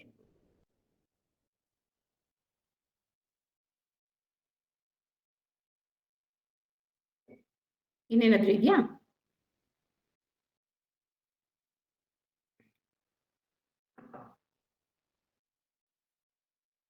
ಮೇಡಮ್, ಆ ಲೋಕದ ಮರಳು ಎಂಬ ಪದದ ತಾತ್ವಿಕತೆ ಏನಿರಬಹುದು ಅಂತ ಇವರು ಇನ್ನೊಂದು ಪ್ರಶ್ನೆ ಕೇಳ್ತಾರೆ. ಮಾಯೆ ಲೋಕದ ಮರುಳು ಮಾಡುತ್ತಾರೆ. ಲೋಕದ ಅಂದ್ರೆ ಅಲ್ಲಿ ಲೋಕವನ್ನು ಏನಂತಾರೆ, ಪ್ರತ್ಯಯಗಳನ್ನ ನಾವಿವತ್ತು ಬಳಸೋದಕ್ಕೂ ಅವತ್ತು ಬಳಸೋಕ್ಕೂ, ಅಥವಾ ಕಾವ್ಯದ ಒಳಗ್ ಬಳಸ್ತಾ ಇರೋಕ್ಕೂ. ಅದಕ್ಕೆ ಹೇಳೋದು, ಕಾವ್ಯ ಓದುವಾಗ ನಾವು ಎಕ್ಸಾಕ್ಟ್ ಆಗಿ ನಮ್ಗೆ ಡಿಕ್ಷನರಿಯಲ್ಲಿರುವಂತಹ ವರ್ಡೇ ಸಿಗುತ್ತೆ, ಡಿಕ್ಷನರಿಯಲ್ಲಿರುವ ಪ್ರಯೋಗವೇ ಸಿಗುತ್ತೆ ಅಂತ ಹೇಳಕ್ಕಾಗಲ್ಲ. ಕವಿಯಾದವನು ಬೇರೆ ಬೇರೆ ಕಾರಣಗಳಿಗಾಗಿ, ಈಗಾಗಲೇ ಹೇಳಿದೆ ಒಂದ್ 2-3 ಕಾರಣ, ಅದನ್ನ ಇದ್ ಮಾಡಿರ್ತಾನೆ. ಲೋಕವ ಮರಳು ಮಾಡುತ್ತಾನೆ ಅಂದ್ರೆ ಜಗತ್ತನ್ನ ಮರಳು ಮಾಡ್ತಾ ಇದ್ದಾಳೆ ಅವಳು ಅಷ್ಟೇ. ಮೇಡಮ್, ಬಸವರಾಜ್ ಕೋಳ್ವಂಟಿ ಸರ್ ಒಂದು ಪ್ರಶ್ನೆ ಕೇಳ್ತಾರೆ ಮೇಡಮ್. ಜೋಡಿಸುವ ಮತ್ತು ಆಡಿಸುವ ಎರಡು ಕೆಲಸಗಳನ್ನು ಅಲ್ಲಮನಿಗೆ ಈ ಪದ್ಯ ಹೇಳುತ್ತಿದೆ. ಇವೆರಡೂ ಬೇರೆ ಇರಬಹುದೇ, ಒಂದೇ ಇರಬಹುದೇ, ಅಲ್ಲವೇ ಒಂದು ಕೆಲಸದ ಎರಡು ಆಯಾಮಗಳೆಂದು ಕೊಡಬಹುದೇ ಅನ್ನೋ ಪ್ರಶ್ನೆ ಕೇಳ್ತಾರೆ. ಜೋಡಿಸುವುದು ಈ ಜಗತ್ತಿನ ಒಂದು ನಿಯಮ. ಒಂದಕ್ಕೊಂದು ಗಂಟಾಕತ್ತೆ. ಗಂಡಿಗೆ ಹೆಣ್ಣು, ಹೆಣ್ಣಿಗೆ ಗಂಡು, ಒಂಟಿಯಾಗಿರೋರಿಗೆ ಸಮೂಹ, ಹೀಗೆ ಜೋಡಿಸುವಂಥದ್ದು ನನ್ನ ರೀಡಿಂಗ್. ಅದು ಜಗತ್ತಿನ ಒಂದು ನಿಯಮ. ಅಲ್ಲಮ ಅವನು ಯಾಕೆ ಸಿದ್ಧ ಪುರುಷ ಅಂತ ಕರೀತಿದ್ದಾರೆ ಈ ಕಾವ್ಯದೊಳಗೆ ಅಥವಾ ಕನ್ನಡ ಪರಂಪರೆ ಒಳಗೆ ಅಂದ್ರೆ, ಅವನು ಈ ನಿಯಮವನ್ನ ಮೀರುವ ಒಂದು ವ್ಯಕ್ತಿತ್ವ, ಅವನು ಇದರ ಆಚೆಗೆ ಬರುವಂತ ಒಂದು ವ್ಯಕ್ತಿತ್ವ. ಹಾಗಾಗಿ ಅವನನ್ನ ಸಿದ್ಧ ಪುರುಷನಾಗಿ ನೋಡುವಾಗ ಅವನು ಆಡಿಸ್ತಿದ್ದಾನೆ ಎನ್ನುವಂತ ಮಾತನ್ನ ಅವ್ರು ಹೇಳ್ತಾ ಇದ್ದಾರೆ. ಯಾಕಂದ್ರೆ ಅವನು ಒಂದು ರೀತಿಯಲ್ಲಿ ಶಿವನ ಅಂಶ, ಅವನು ಇವಳು ಪಾರ್ವತಿಯ ಅಂಶ. ಒನ್ಸ್ ಅಗೇನ್ ನಮ್ಮ ಸಮಾಜದಲ್ಲಿ ಏನಿದೆ ಅದನ್ನೇ ನಾವು ಮೇಲಿನ ಲೋಕದಲ್ಲಿ ಕೂಡ ಕಾಣ್ತಾ ಇದ್ದೀವಿ. ಶಿವರಾಮ್ ಕಾರಂತರೆಲ್ಲ ಬರೆದಿರೋ ಹಾಗೆ ನಮ್ಮ ಅಳತೆಯನ್ನು ಮೀರಲಾರದ ನಮ್ಮ ಕಲ್ಪನೆಗಳು. ಇದು ಜೋಡಿಸುವುದು ಅನ್ನುವುದು ಒಂದು ಬಗೆಯಲ್ಲಿ ಜಗತ್ತಿನ ನಿಯಮ, ಅದು ಒಂದಕ್ಕೊಂದು. ಇವನು ಆ ನಿಯಮವನ್ನ ಆಡಿಸ್ತಾ ಇದ್ದಾನೆ ಅವನು ಅಂತ. ಅದನ್ನ ದಾಟುವವನು ಬುದ್ಧ ಅಥವಾ ಸಿದ್ಧ ಅನ್ನುವಂಥದ್ದು. ಇವನು ಶಿವನ ಅವತಾರ ಆಗಿರೋದ್ರಿಂದ, ಶಿವನ ಅಂಶ ಆಗಿರೋದ್ರಿಂದ ಇವನು ಅದನ್ನ ಆಡಿಸ್ತಾ ಇದ್ದಾನೆ. ಇವನು ಅರ್ಥ ಆಗ್ತಿದ್ಯಾ? 3 ಲೇಯರ್. ಜೋಡಿಸುವುದು ಜಗತ್ತು, ಅದನ್ನ ದಾಟುವವನು ಸಿದ್ಧ, ಅದನ್ನ ಆಡಿಸುವವನು ಅದಕ್ಕಿಂತ ಮೇಲೆ ಅವನು ದೈವ ಅನ್ನುವಂಥ ಅರ್ಥದಲ್ಲಿ ನೋಡ್ಬೋದು ಅಂತ ಅನ್ಸುತ್ತೆ ಅದನ್ನ. ಇಲ್ಲಿ ರಾಮರೆಡ್ಡಿ ಅವರ ಇನ್ನೊಂದು ಪ್ರಶ್ನೆ ಏನಿದೆ ಮೇಡಮ್, ಚಾಮರಸ ತಾನು ನಂಬಿದ ಧರ್ಮದ ಆತ್ಮವಿಶ್ವಾಸವನ್ನು ಪ್ರಕಟಿಸುತ್ತಾನೆಯೇ ಹೊರತು ಆಕ್ರಮಣಶೀಲತೆಯನ್ನಲ್ಲ. ಅವನದು ಆದರ್ಶದ ವಿಶ್ವಾಸ. ಇದರ ಕುರಿತು ನಿಮ್ಮ ಅಭಿಪ್ರಾಯ ಏನು ಅಂತ? ಏನೇನು ಇನ್ನೊಂದ್ಸತಿ ಹೇಳಿ. ಚಾಮರಸ ತಾನು ನಂಬಿದ ಧರ್ಮದ ಆತ್ಮವಿಶ್ವಾಸವನ್ನು ಪ್ರಕಟಿಸುತ್ತಾನೆಯೇ ಹೊರತು ಆಕ್ರಮಣಶೀಲತೆಯನ್ನಲ್ಲ. ಅವನದು ದರ್ಶನದ ಆತ್ಮವಿಶ್ವಾಸ. ಇದರ ಕುರಿತು ನಿಮ್ಮ ಅಭಿಪ್ರಾಯ? ಅಲ್ಲ, ಅದೇನಾಗುತ್ತೆ, ಈಗ ಅವನಿಗೆ ಆತ್ಮವಿಶ್ವಾಸ ಅನ್ನಿಸ್ತಿದೆ, ಅನ್ಯ ಧರ್ಮೀಯರಿಗೆ ಬೇರೆ ಏನೋ ಅನ್ನಿಸ್ತಿರ್ಬೋದು. ಅವ್ರು ಬಹುಶಃ ಇವನ ಬಗ್ಗೆ ಇರುವಂತಹ ಬೇರೆ ಬೇರೆ ಕಥೆಗಳು ಅವುಗಳನ್ನ ಗಮನದಲ್ಲಿ ಇಟ್ಕೊಂಡು ಹೇಳ್ತಿದ್ದಾರೆ ಅಂತ ಅನ್ಸತ್ತೆ. ಇದು ಕಾವ್ಯ ಒಂದು ಸುಂದರವಾಗಿದೆ. ಇದ್ರೊಳಗಡೆ ಅವನು ತಾನು ಏನನ್ನ ಒಪ್ಕೊಂಡಿದ್ದಾನೆ, ಯಾವ ಒಂದು ಕಲ್ಟನ್ನ ಪಂಥವನ್ನ ಒಪ್ಕೊಂಡಿದ್ದಾನೆ, ಯಾವ ತಾತ್ವಿಕತೆಯನ್ನು ಒಪ್ಕೊಂಡಿದ್ದಾನೆ, ಯಾರನ್ನ ತನ್ನ ಏನು ದೈವ ಅಂತ ಒಪ್ಕೊಂಡಿದ್ದಾನೆ, ಅದನ್ನ ಅದರ ಪರವಾಗಿ ಅದನ್ನ ಬಹಳ ಸುಂದರವಾಗಿ ಒಂದು ಕಾವ್ಯದ ರೂಪದಲ್ಲಿ ಕಟ್ಕೊಡ್ತಾ ಇದ್ದಾನೆ. ಅಲ್ಲಮ ಪ್ರಭು ಒಬ್ಬ ಐತಿಹಾಸಿಕ ವ್ಯಕ್ತಿ. ಅವನನ್ನ ಇವನು ಸ್ವರ್ಗ ಮತ್ತು ಭೂಮಿಯ ನಡುವಿನ ಒಂದು ಕೊಂಡಿಯ ಮೂಲಕ ಅವನನ್ನ ಜೋಡಿಸ್ತಾ ಇದ್ದಾನೆ, ಅದನ್ನ ತೋರಿಸ್ಕೊಡ್ತಾ ಇದ್ದಾನೆ ಅಷ್ಟೇ. ಅದ್ ಬಿಟ್ರೆ ನನ್ಗೆ ಈ ಕಾವ್ಯದ ಒಳಗೆ ಯಾವುದೇ ಒಂದು ಆಕ್ರಮಣಶೀಲತೆ ಇಲ್ಲ. ಇದೊಂದು ಬಹಳ ಒಂಥರ ಸುಲಲಿತವಾದಂತ ಒಂದು ಕಾವ್ಯ. ತನ್ಗೇನ್ ಬೇಕೋ ಅದನ್ನ ಅವನು ಮನಸಾರೆ ನಂಬಿ ಅದನ್ನ ಏನು ಅಲಂಕರಿಸಿ ಅಭಿವ್ಯಕ್ತಿಸ್ತಿರುವಂತಹ ಒಂದು ಕಾವ್ಯ ಇದು. ಅದನ್ನೇ ಹೇಳಿದ್ದು ಪ್ರಾಯೋಗಿಕ ವಿಮರ್ಶೆಯಲ್ಲಿ. ನೀವು ಅವನು ಏನು ಕತೆ ಇದೆಯಲ್ಲ ಅವನ ಬಗ್ಗೆ, ಅದನ್ನ ಸುಟ್ಟು ಇದ್ ಮಾಡಿದ್ರು ಇದ್ದದ್ದೆಲ್ಲ ಇದೆಯಲ್ಲ, ಆ ಐತಿಹ್ಯಗಳನ್ನೆಲ್ಲ ಇಟ್ಕೊಂಡು ನೋಡಕ್ ಶುರು ಮಾಡಿದ್ರೆ ಎಲ್ಲೋ ಜಗಳ ಆಗ್ತಿರ್ಬೋದು ಎರಡು ಧರ್ಮೀಯರಿಗೆ, ಎರಡು ಕವಿಗಳಿಗೆ ಅಂತ ಅನ್ಸ್ಬೋದು. ಗೊತ್ತಿಲ್ಲ, ಕವಿಗಳು ಕಾವ್ಯದಲ್ಲಿ ಹೋರಾಟ ಮಾಡ್ತಿದ್ರು ಅನ್ಸುತ್ತೆ. ಕವಿ ಕಲಿ ಎರಡು ಆಗಿದ್ದವ್ರು ಕೆಲವರು ಮಾತ್ರ ನಮ್ಮಲ್ಲಿ. ಗೊತ್ತಿಲ್ಲ, ಕಾಲದ ಚಾರಿತ್ರಿಕ ಸನ್ನಿವೇಶ ಹೀಗೆ ಇತ್ತು ಅಂತ ಹೇಳೋದು ವೆರಿ ಡಿಫಿಕಲ್ಟ್. ಕಾವ್ಯವನ್ನ ನಾನು ಹಾಗೆ ಓದಲ್ಲ ಅಷ್ಟೇ. ಮೇಡಮ್, ಇನ್ನೊಂದು ರಾಜು ಕೊಪ್ಪನವರು ಒಂದು ಪ್ರಶ್ನೆ ಕೇಳಿದರೆ, ಮಾಯಾಂಗನೆ ಅಂದ್ರೆ ಮೋಹ ಅಂತ ಅರ್ಥಿಸಬಹುದಲ್ಲವೇ ಅಂತ ಕೇಳ್ತಾರೆ. ಖಂಡಿತ ಅದನ್ನೇ ಹೇಳ್ತಾ ಇರೋದು. ಮಾಯಾಂಗನೆ ಅಂದ್ರೆ ಮೋಹ, ಯಾವುದೋ ಒಂದ್ರ ಬಗ್ಗೆ ನಾವಾದ್ರೆ ನಮ್ಮೊಳಗಿರುವಂತ ಮೋಹ, ಅದನ್ನ ಇನ್ನೊಬ್ಬರ ಮೇಲೆ ಹಾಕಿದಾಗ ನಾವು ಮಾಯಾಂಗನೆ ಅಂದ್ರೆ ಅವಳು ನನ್ನೊಳಗೆ ಮೋಹವನ್ನ ಹುಟ್ಟಿಸ್ತಿದ್ದಾಳೆ ಅಂತ ನಾವು ಅವಳ ಮೇಲೆ ಹಾಕ್ತೀವಿ ಅಷ್ಟೇ. ವಾಸ್ತವವಾಗಿ ಅದು ನಮ್ಮೊಳಗಿರುವಂಥದ್ದೇ. ಯಾಕೆ ನಮ್ಗೆ ಎಲ್ರನ್ನೂ ನೋಡಿದ್ರೆ ಮಾಯೆ ಬರಲ್ಲ? ಎಲ್ಲ ತಿಂಡಿ ನೋಡಿದ್ರು ನಮ್ಗೆ ತಿನ್ಬೇಕು ಅಂತ ಯಾಕೆ ಅನ್ಸಲ್ಲ? ಕೆಲವು ತಿಂಡಿ ನೋಡಿದ್ರೆ ಯಾಕೆ ತಿನ್ಬೇಕು ಅನ್ಸುತ್ತೆ ಅಂದ್ರೆ ಅದು ನಮ್ಮೊಳಗಿರೋದ್ರಿಂದಲೇ. ಅದ್ರಲ್ಲಿರೋದು ಅಷ್ಟೇ ಸಕ್ಕರೆ, ಅದ್ರಲ್ಲಿರೋದು ಅಷ್ಟೇ, ಎಲ್ಲ ಅದೇ ಇರಬಹುದು, ನಮ್ಮೊಳಗಿರುವಂಥದ್ದು. ಬಟ್ ನಾವು ಬೇರೆಯವರಿಗೆ ಆರೋಪಿಸ್ಬೇಕಾದ್ರೆ ಅಂದ್ರೆ ನನ್ನ ತಪ್ಪನ್ನ ಇನ್ನೊಬ್ರು ತಲೆ ಮೇಲೆ ಕಟ್ಬೇಕು ಅಂದ್ರೆ ಅವಾಗ ನಾವು ಇವಳು ಮಾಯಾಂಗನೆ ಅಂತ ಬಳ್ತೀವಿ. ಮಾಯ ಅಂಗನೆ ಆಕ್ಚುಲಿ ಆ ಮೀನಿಂಗು ಇದೆ. ಮಾಯಾಂಗನೆ ಅವಳು ಕಣ್ಣಿಗೆ ಕಾಣಿಸಲ್ಲ ಅಲ್ವಾ? ರತಿ ಮನ್ಮಥರು ಇದಾಗ ಹೋಗ್ತಾರಲ್ಲ, ಏನೋ ಅವನು ಶಿವ ಕಣ್ಬಿಟ್ಟು ನೋಡಿದ್ಮೇಲೆ ಅವರು ಅನಂಗೆ ಆಗ್ತಾಳಲ್ವಾ, ಅನಂಗ ಶರೀರ ಆಗ್ತಾಳೆ ಅಂದ್ರೆ ದೇಹ ಇಲ್ಲೇ ಇರೋರಂಗೆ. ಮಾಯಾಂಗನೆ ಅಂದ್ರೆ ಅದು ಒಂದು ಮೀನಿಂಗ್ ಇದೆ. ಮಾಯಾಂಗನೆ ಅನ್ನೋಕೆ ವರ್ಡ್ ಮೀನಿಂಗ್. ಇಲ್ಲಿ ಇನ್ನೊಂದು ಪ್ರಶ್ನೆ ಇದೆ ಮೇಡಮ್. ವಾಸ್ತವದಲ್ಲಿ ನಮಗೆ ಲೌಕಿಕವನ್ನು ಮೀರಿ ಅಲೌಕಿಕಕ್ಕೆ ಸಾಗುವ ಬಗೆಯನ್ನು ಇಲ್ಲಿ ಹೇಳಲಾಗುತ್ತಿದೆಯೇ? ಹೌದಾದರೆ ಲೌಕಿಕವನ್ನು ಮೀರುವುದು ಕಡ್ಡಾಯವೇ ಅನ್ನೋ ಪ್ರಶ್ನೆ ಇದೆ. ಧಾರ್ಮಿಕ ಕಾವ್ಯಗಳ ಮುಖ್ಯ ಉದ್ದೇಶವೇ ಅದು. ಧಾರ್ಮಿಕ ಕಾವ್ಯವನ್ನ ಏನಕ್ಕೆ ಬರೀತಾ ಇದ್ರು ಅಂದ್ರೆ, ಈಗ ನಾವ್ ಏನನ್ನ ಬದುಕ್ತಾ ಇದೀವಿ ಇದು ಲೋಯರ್ ಗ್ರೇಡ್ ಆಫ್ ಲೈಫ್, ಇದಕ್ಕಿಂತ ನಾವು ಉನ್ನತವಾದ ಜೀವನವನ್ನು ಮಾಡ್ಬೇಕು ಅಂದ್ರೆ ನಾವು ಅಲೌಕಿಕದ ಕಡೆಗೆ ಚಲಿಸ್ಬೇಕು ಅಂತ ಬರ್ದಿರುವಂತದ್ದು. ಅದು ಬೇಕಾ ಬೇಡವಾ ಅಂದ್ರೆ ಅದು ಯಾರೊಳಗೆ ಆತರ ಬೇಕು ಅನ್ಸತ್ತೆ ಅವ್ರಿಗೆ ಬೇಕನ್ಸತ್ತೆ.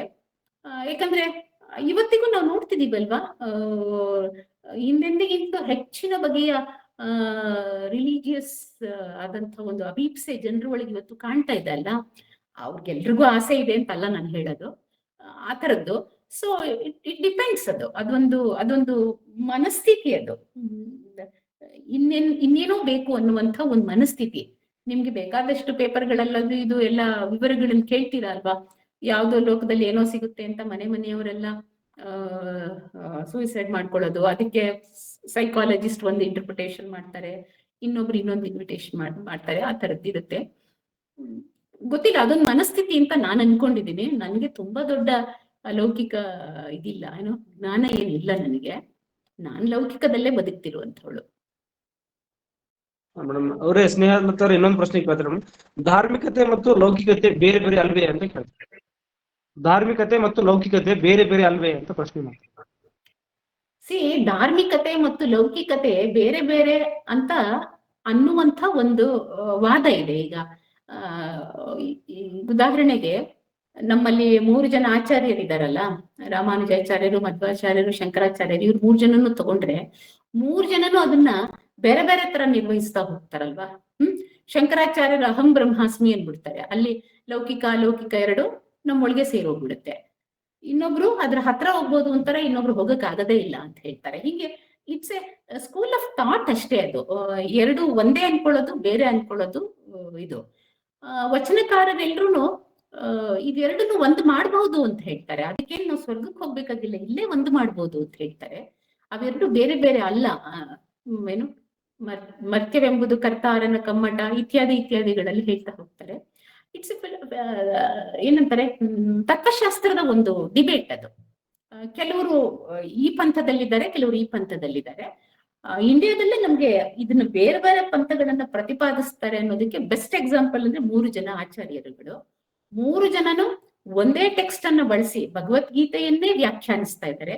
ಅದಕ್ಕೆ ಹೇಳಿದ್ದು ಭಗವದ್ಗೀತೆ ಯಾವ ಕಾರಣಕ್ಕೆ ಅದು ವೆರಿ ಇಂಟ್ರೆಸ್ಟಿಂಗ್ ಟೆಕ್ಸ್ಟ್ ಅಂದ್ರೆ, ಒಂದೇ ಟೆಕ್ಸ್ಟ್ ಅಲ್ಲಿ 3 ಜನ 3 ಬಗೆಯ ಅರ್ಥವನ್ನ ಹೊರಡಿಸಬಹುದು ಅಂದ್ರೆ, ಮತ್ತು 3 ಪರಸ್ಪರ ಬಹಳ ಭಿನ್ನವಾದ ನೆಲೆಯಲ್ಲಿ ನಿಲ್ಬಹುದು ಅಂದ್ರೆ, ಅದರ ಡೈನಮಿಕ್ಸ್ ಆಫ್ ದ ಟೆಕ್ಸ್ಟ್ ಅಷ್ಟೇ. ಅದ್ರ ಏನಂತಾರೆ, ಸಂಚಲನಾತ್ಮಕತೆ ಏನು ಅನ್ನುವಂಥದ್ದು ಒಂದು ಆಶ್ಚರ್ಯ. 3 ನಮ್ಮಲ್ಲಿದೆ, ಅದ್ರಲ್ಲೇನು ಇದಿಲ್ಲ. ಸರಿ. ಇನ್ನೊಂದು ರಾಚುಕೊಪ್ಪರು ಇನ್ನೊಂದು ಪ್ರಶ್ನೆ ಕೇಳ್ತಾರೆ. ಲೌಕಿಕ ಮತ್ತು ಅಲೌಕಿಕವನ್ನು ಸಮೀಕರಿಸಿ ಬದುಕಿನ ಮಹತ್ವವನ್ನು ಸಾರುವ ಈ ಕಾವ್ಯ ಅನುಭವದಲ್ಲವೇ ಅಂತ. ಕೆಲವು ಇಂಟ್ರೆಸ್ಟಿಂಗ್ ಫ್ಯಾಕ್ಟ್ ಇದೆ ನೋಡಿ. ಅದಕ್ಕೆ ಇವಾಗ ನಾವು ಪ್ರಾಯೋಗಿಕ ವಿಮರ್ಶೆ ಒಂದ್ ಹಂತದವರೆಗೆ ನಡೆಯುತ್ತೆ, ಅಲ್ಲಿ ಮುಂದಕ್ಕೆ ನಾವು ಆಚೆಗೆ ಹೋಗ್ಲೇಬೇಕಾಗತ್ತೆ ಅನ್ನೋದಕ್ಕೆ ಹೇಳೋದು. ಈಗ ಉದಾಹರಣೆಗೆ ಅಲ್ಲಮಪ್ರಭು ಚರಿತ್ರೆಯಲ್ಲಿದ್ದವನು, ನಮ್ಮ ನಿಮ್ ಹಾಗೆ ಬದುಕಿದ್ದವನು ಅಂತ ನಾವ್ ಅನ್ಕೊಂಡಿದೀವಿ. ಅಲ್ಲಮ ಚಾರಿತ್ರಿಕ ವ್ಯಕ್ತಿ. ಅವನನ್ನ ಇಟ್ಕೊಂಡು ಇವನು ಒಂದು ದೈವಾಂಶ ಸಂಭೂತನಾದಂಥ ಒಂದು ನಾಯಕನಾಗಿ ಈ ಕಾವ್ಯದೊಳಗೆ ಮಾಡಿದ್ದಾನೆ. ಹಾಗೆ ಇವನ ಕಾಲಘಟ್ಟದಲ್ಲೇ ಇನ್ನೊಬ್ಬ ಕವಿ ಅಂತ ತಗೊಂಡ್ರೆ ನಾವು ಯಾರು, ರತ್ನಾಕರ ವರ್ಣಿ ಸ್ವಲ್ಪ ಹತ್ತತ್ರ ಬರ್ತಾನೆ. ರತ್ನಾಕರ ವರ್ಣಿ ಅಂತ ತಗೊಂಡ್ರೆ ಅವನು ಆದಿನಾಥ ಅನ್ನುವಂಥ ಒಂದು ಏನು ಪುರಾಣದ ವ್ಯಕ್ತಿಯನ್ನ ಅವನಲ್ಲಿ ಕೂಡ ಇದನ್ನೇ ಮಾಡ್ತಾನೆ. ಅದಕ್ಕೆ ನಮ್ಮಲ್ಲಿ ಸಾಹಿತ್ಯ ಚರಿತ್ರೆಕಾರರು ಹೇಳ್ತಾರೆ, ಈ ಕಾಲಘಟ್ಟದಲ್ಲಿ ಲೌಕಿಕ ಮತ್ತು ಅಲೌಕಿಕವನ್ನ ಸಮನ್ವಯಗೊಳಿಸುವಂತಹ ಒಂದು ವಿಚಾರಧಾರೆ ಹೇಗೆ ಇತ್ತು, ಅದನ್ನ ಕಾವ್ಯದ ಒಳಗೆ ನಾವು ಹೇಗೆ ಕಾಣಬಹುದು ಅನ್ನುವ ಒಂದು ಮಾತನ್ನು ಹೇಳ್ತಾರೆ. ಸೊ ಇವನೊಬ್ಬನೇ ಅಲ್ಲ, ಆ ಕಾಲಘಟ್ಟದ ಒಂದು ಆಶಯ ಏನು, ಕವಿ ಏನನ್ನ ಕಂಡಿದ್ದಾನೆ ಅಂದ್ರೆ, ಎಲ್ಲೋ ಒಂದ್ ಕಡೆ ಇವನ್ನ ಬ್ರಿಡ್ಜ್ ಮಾಡ್ಬೇಕು ಅಂತ, ಲೌಕಿಕ ಅಲೌಕಿಕಗಳನ್ನ ಬ್ರಿಡ್ಜ್ ಮಾಡ್ಬೇಕು. ಹಾಗೆ ಬ್ರಿಡ್ಜ್ ಮಾಡುವ ಮೂಲಕವೇ ಜನರನ್ನು ತಮ್ಮತ್ತ ಆಕರ್ಷಿಸಬೇಕು. ಇದು ಮಾರ್ಕ್ಸಿಸ್ಟರ ಒಂದು ನಿಲುವು, ವಿಮರ್ಶೆಯ ನಿಲುವು. ಇದು ಜನರನ್ನು ತಮ್ಮ ಹತ್ರ ಆಕರ್ಷಿಸಬೇಕು ಅಂದ್ರೆ ತಮ್ಮ ಧರ್ಮಗಳಿಗೆ ಆಕರ್ಷಿಸಬೇಕು ಅಂದ್ರೆ ಇವೆರಡನ್ನು ಸಮೀಕರಿಸಿ ಇವೆರಡನ್ನು ಒಟ್ಟಿಗಿರ್ಬಹುದು, ಅಥವಾ ಇವೆರಡರ ನಡುವೆ ಒಂದು ಮಧ್ಯಮ ಮಾರ್ಗವೊಂದನ್ನು ಮಾಡ್ಕೊಂಡು ಹೋಗ್ಬೋದು ಅಂತ ಹೇಳುವಂತ ಒಂದು ಇತ್ತು, ಆ ಕಾಲದಲ್ಲಿ ಇತ್ತು ಅಂತ. ಸೊ ಚಾಮರಸನು ಅದನ್ನ ಮಾಡಿದಾನೆ ಅಂತ ಹೇಳ್ತಾರೆ, ರತ್ನಾಕರ ವರ್ಣಿಯೂ ಮಾಡಿದಾನೆ, ಕುಮಾರವ್ಯಾಸನಲ್ಲೂ ಕೂಡ ಅದನ್ನ ಕಾಣಬಹುದು ಅಂತ ವಿಮರ್ಶಕ. ಇವ್ರು 3 ಜನನ್ನು ಕಂಪ್ಯಾರಿಟಿವ್ ಸ್ಟಡಿ ಮಾಡ್ತಾರಲ್ವಾ, ಹೇಗೆ ಇವ್ರು 3 ಕಾವ್ಯಗಳು ಈ ತರದ ಒಂದು ಕೆಲಸವನ್ನು ಮಾಡುತ್ತೆ ಅಂತ. ಸರಿ, ಈಗ ಚಾಟ್ ಬಾಕ್ಸ್ ನಲ್ಲಿ ಇರುವಂತ ಪ್ರಶ್ನೆಗಳು ಖಾಲಿ ಆದ್ವು. ಯಾರಾದ್ರೂ ಇನ್ನೂ ಪ್ರಶ್ನೆಗಳಿದ್ರೆ ನೇರವಾಗಿ ನೀವೇ ಪ್ರಶ್ನೆಯನ್ನ ಕೇಳಬಹುದು.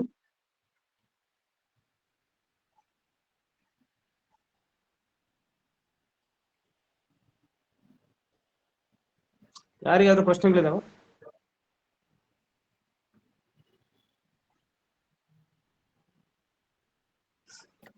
Okay madam, Basavaraj Goldi sir ಇನ್ನೊಂದು ಪ್ರಶ್ನೆಯನ್ನ ಕೇಳ್ತಾರೆ ಮೇಡಮ್. ಪ್ರತ್ಯಕ್ಷದಲ್ಲಿ ತೋರುವಂತೆ ಮತ್ತು ಆ ಮಾಯ ಎಂಬ 2 ಪ್ರಯೋಗಗಳಲ್ಲಿ ಮಾಯ ತನ್ನ ಮುಂದೆ ಇಲ್ಲ ಎಂದು, ಮಾಯ ಕಲ್ಪಿತ ಎಂದು ಅಂದುಕೊಳ್ಳುವ ಅವಕಾಶ ಇದೆಯೇ? ಮಾಯೆಯನ್ನು ಲೌಕಿಕದಲ್ಲಿ ಕಟ್ಟುವ ಕೆಲಸ ಇಲ್ಲಿದೆಯೇ ಅಂತ. ಒಂಚೂರು ಅದನ್ನ ಸ್ಕ್ರೀನ್ ಮೇಲೆ ತೋರಿಸ್ತೀರಾ? ನಂಗೆ ಒಂಚೂರು ಕೇಳಿಸ್ತಿಲ್ಲ ನೀವು ಮಾತಾಡಿದ್ದು, ವಾಯ್ಸ್ ಬ್ರೇಕ್ ಆಯ್ತು. ಸ್ಕ್ರೀನ್ ತೋರಿಸಿದೆ. ಮೇಡಮ್ ಒಂದ್ ನಿಮಿಷ ನಾನು ಓದ್ಲಿ ಮೇಡಮ್. ಹಾ. ಪ್ರತ್ಯಕ್ಷದಲ್ಲಿ ತೋರುವಂತೆ ಮತ್ತು ಆ ಮಾಯೆ ಎಂಬ ಎರಡು ಪ್ರಯೋಗಗಳಲ್ಲಿ ಮಾಯೆ ತನ್ನ ಮುಂದೆ ಇಲ್ಲ ಎಂದು ಮಾಯೆ ಕಲ್ಪಿತ ಎಂದು ಅಂದುಕೊಳ್ಳುವ ಅವಕಾಶ ಇದೆಯೇ? ಮಾಯೆಯನ್ನು ಲೌಕಿಕದಲ್ಲಿ ಕಟ್ಟುವ ಕೆಲಸ ಇಲ್ಲಿದೆಯೇ? ಈಗ ಈ ಕಾವ್ಯವನ್ನ, ಇಡೀ ಕಾವ್ಯವನ್ನೇ ನಾವೊಂದು ಸಾಂಕೇತಿಕ ರೂಪದಲ್ಲಿ ಕೂಡ ನಾವು ನೋಡ್ಬೋದಲ್ವಾ? ಅಂದ್ರೆ ಅಲ್ಲಮ ಮತ್ತು ಮಾಯೆಯ ನಡುವೆ ಇಂಥ ಒಂದು ಏರ್ಪಟ್ಟಿತ್ತು, ಇಂಥ ಒಂದು ಆಟ ಏರ್ಪಟ್ಟಿತ್ತು, ಇದು ನಡೀತು ಅನ್ನೋದನ್ನ ಕೂಡ ನಾವು ಸಾಂಕೇತಿಕವಾಗಿ ಕೂಡ ನೋಡ್ಬೋದು. ಯಾಕಂದ್ರೆ ಚರಿತ್ರೆಯ ಪ್ರಕಾರ ಇದಕ್ಕೇನು ನಮ್ಗೆ ಅಲ್ಲಮನ ಜೀವನದಲ್ಲಿ ತುಂಬಾ ದೊಡ್ಡ ಎಕ್ಸಾಂಪಲ್ ಏನ್ ಸಿಗಲ್ಲ. ಸೊ ಕವಿ ಇದನ್ನ ನಾನ್ ಹೇಳುದು ಅಲ್ಲಮನೂ ಒಳಗೊಂಡ ಹಾಗೆ ಈ ತರದ ಒಂದು, ಅವನ ಅಲ್ಲಮ ಹೇಗೆ ದೊಡ್ಡವನಾದ, ಅಲ್ಲಮ ಹೇಗೆ ಮಾಯೆಯನ್ನ ಗೆದ್ದ ಅನ್ನೋದಕ್ಕೆ ಇದನ್ನ ಸಾಂಕೇತಿಕವಾಗಿ ಕೂಡ ಇದ್ ಮಾಡಿರ್ಬೋದು. ಕಾವ್ಯದ ಒಂದು ವಿಶೇಷ ಇರೋದೇ ಅದ್ರಲ್ಲಿ. ಎಷ್ಟರ ಮಟ್ಟಿಗೆ ಅದನ್ನ ನಾವು ಸಾಂಕೇತಿಕಗೊಳಿಸಿ ನೋಡಕ್ ಸಾಧ್ಯ ಆಗುತ್ತೆ ಅಂತ. ಅದಕ್ಕೆ ನಾನು ಹೇಳಿದ್ದು ಮಾಯೆ ಎನ್ನುವಾಗ ಈ ಕಾವ್ಯದೊಳಗೆ ಬಳಸುವಾಗ್ಲೇ ಅದು ನೇಮ್ ಇಟ್ ಸೆಲ್ಫ್ ಸಾಂಕೇತಿಕತೆ ಅನ್ನುವ ಅರ್ಥದಲ್ಲಿ ನಾವ್ ಇದನ್ನು ನೋಡ್ಬೋದು. ಯಾಕಂದ್ರೆ ಬೇರೆ ಬೇರೆ ಅವನ ತಂದೆ ತಾಯಿ ಕ್ಯಾರೆಕ್ಟರ್ಗಳು ಬರುವಾಗ್ಲೂ ಆ ಥರದ್ದು ಬರುತ್ತೆ. ಅದು ನೋಡ್ಲಿಕ್ಕೆ ಅದು ಪೂರ್ಣ ಕಾರಣ ಆಗುತ್ತೆ. ಹೆಸರು ಇರ್ಬೋದು, ಸಾಂಕೇತಿಕವಾಗಿ ಅವ್ನು ಕೊಟ್ಟಿರುವಂತಹ ಹೆಸರು ಇರ್ಬೋದು. ಹಾಗೆ ಇಡೀ ಪ್ರಸಂಗವನ್ನೇ ಬೇಕಾದ್ರೆ ನಾವು ಸಾಂಕೇತಿಕವಾಗಿ ನೋಡ್ಬೋದು. ಅಲ್ಲಮನ್ನ ಇಟ್ಕೊಂಡು ಕವಿ ಕ್ರಿಯೇಟ್ ಮಾಡಿರುವಂತ ಒಂದು ಇದನ್ನ ಕೂಡ ನಾವು ನೋಡ್ಬೋದು ಅನ್ಸುತ್ತೆ.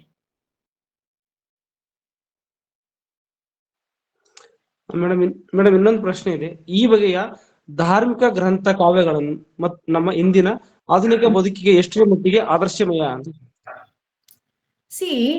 ಆದರ್ಶದ ಪ್ರಶ್ನೆ ಅಲ್ಲ ಇದು.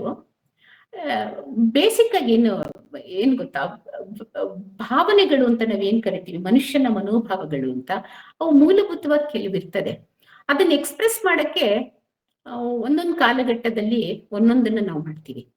ಈಗ ಉದಾಹರಣೆಗೆ ಅದಕ್ಕೆ ಹೇಳೋದು, ಈಗ ರಿಜಿಡ್ನೆಸ್ ಅನ್ನೋದು ಯಾರಲ್ಲಿ ಬೇಕಾದ್ರೂ ಇರ್ಬೋದು ಅಂತ. ಅಂದ್ರೆ ರಿಜಿಡ್ನೆಸ್ ಅನ್ನುವಂಥದ್ದು ಧಾರ್ಮಿಕರಲ್ಲಿ ಇರುವ ಹಾಗೆ ಲೌಕಿಕರಲ್ಲೂ ಇರ್ಬೋದು. ದೇವ್ರು ಇದ್ದೇ ಇದ್ದಾನೆ ಅಂತ ವಾದ ಮಾಡೋ ಹಾಗೆ ದೇವ್ರು ಇಲ್ವೇ ಇಲ್ಲ ಅಂತ ಬೇಕಾದ್ರೂ ವಾದ ಮಾಡ್ಬೋದು ನಾವು. ಎರಡೂ ತರದ್ದು. ಸೊ ಬೇಸಿಕ್ ಆಗಿ ಕಾವ್ಯಗಳನ್ನ ಓದುವಾಗ ನಾವು ಏನ್ ಗಮನಿಸ್ತಿರ್ತೀವಿ ಅಂದ್ರೆ, ಮೂಲಭೂತವಾಗಿ ಮನುಷ್ಯ ಏನನ್ನ ನೋಡ್ತಾ ಇರ್ತಾನೆ, ಯಾವ ರೀತಿಯಲ್ಲಿ ಅವನು ಅದನ್ನ ಗ್ರಹಿಸ್ತಿರ್ತಾನೆ ಅನ್ನುವಂಥದ್ದನ್ನ ಇದ್ ಮಾಡೋದಷ್ಟೇನೆ.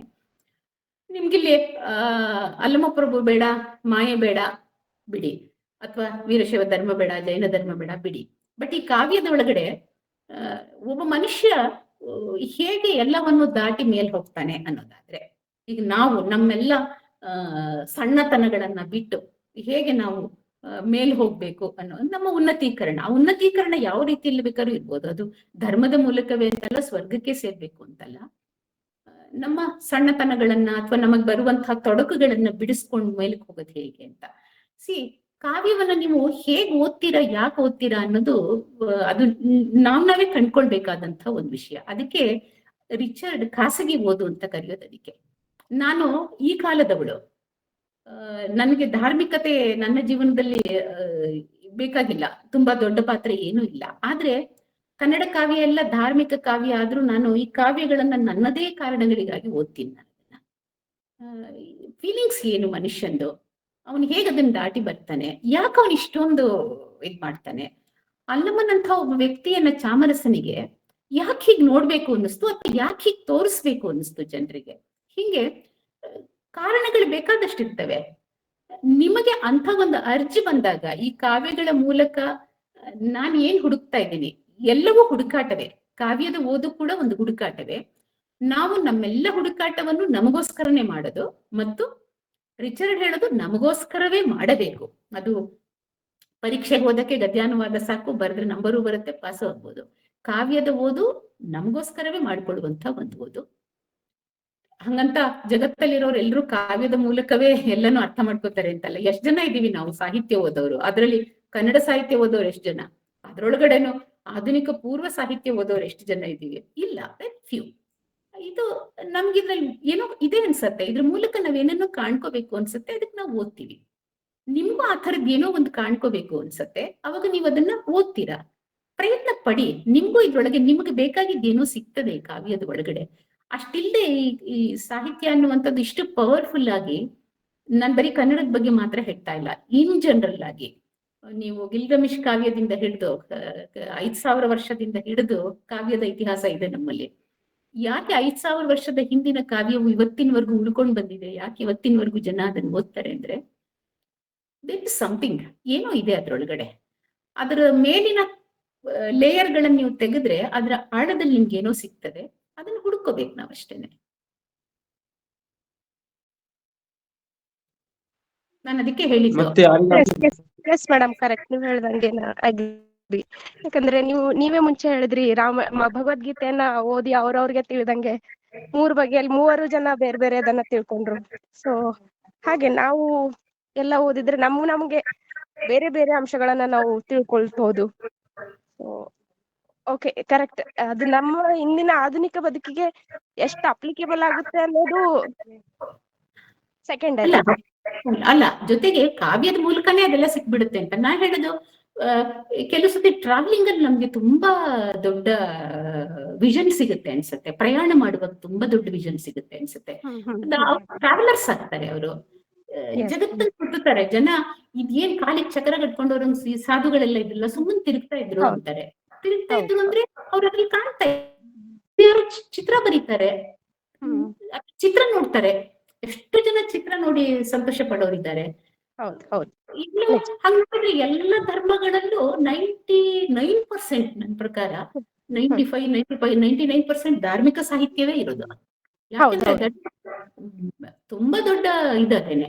ಈಗ ನಮ್ಗೆ ಬೇಡ ಅವನ್ನೆಲ್ಲ ಅಂತಂದ್ರೆ ಏನ್ ಹೇಳೋದು, ಬೇಡ ಅಷ್ಟೇ. ನಿಮ್ಗೆ ಬೇಡ ಅಂದ್ರೆ ಬೇಡ ಅಷ್ಟೇನೆ. ಬಟ್ ದೃಷ್ಟಿಕೋನ ಅಷ್ಟೇ. ಅದಕ್ಕೆ ನಾನು ಹೇಳಿದ್ದು, ಈ ಕಾವ್ಯಗಳನ್ನು ಓದುವಾಗ ನಮ್ಗೆ ಛಂದಸ್ಸು ಬೇಡ, ನಮ್ಗೆ ಅಲಂಕಾರ ಬೇಡ, ನಮ್ಗೆ ಗ್ರಾಮರ್ ಬೇಡ, ನಮ್ಗೆ ಹಳೇದು ಬೇಡ, ನಮ್ಗೆ ಧರ್ಮ ಬೇಡ ಅಂದ್ರೆ ಇಲ್ಲ ಅಷ್ಟೇ. ಕರೆಕ್ಟ್, ನಿಜ. ಧನ್ಯವಾದಗಳು madam. Okay, thank you madam. Rajendra Kumar Mudnal ಅವರು ಒಂದು ಪ್ರಶ್ನೆ ಕೇಳಿದ್ರೆ, ಲೀಲೆಗಳನ್ನು ಅರ್ಥ ಮಾಡಿಕೊಳ್ಳುವುದು ಹೇಗೆ ಅಂತ ಅವ್ರ ಪ್ರಶ್ನೆ. ಲೀಲೆಗಳನ್ನು ಅರ್ಥ ಮಾಡ್ಕೊಳ್ಳೋದು ಹೇಗೆ? ಲೀಲೆಗಳನ್ನ ಅರ್ಥ ಮಾಡ್ಕೊಳ್ಳೋದು, ಲೀಲೆ ಅಂದ್ರೆ ತುಂಬಾ ಸಾಮಾನ್ಯವಾದ ನೆಲೆಯಿಂದ, ಲೀಲೆ ಅಂದ್ರೆ ಒಂದ್ ರೀತಿಲಿ ಆಟ ಅಂತ ಅನ್ಕೋಬಹುದು. ಏನೋ ನಮ್ ಕಡೆ ಒಂದ್ ಗಾದೆ ಇದೆ, ಕೆಲವ್ರ ವರ್ತನೆಗಳು ಅರ್ಥ ಆಗದೆ ಇದ್ರೆ ಏನು ಉಚ್ಚಲ್ಲ ಬೆಪ್ಪಲ್ಲ ಶಿವಲೀಲೆ ಅಂತ ಒಂದ್ ಮತ್ತ ನಿಮ್ ಕಡೆನೂ ಬಳಸ್ತಾರ ಇದನ್ನ?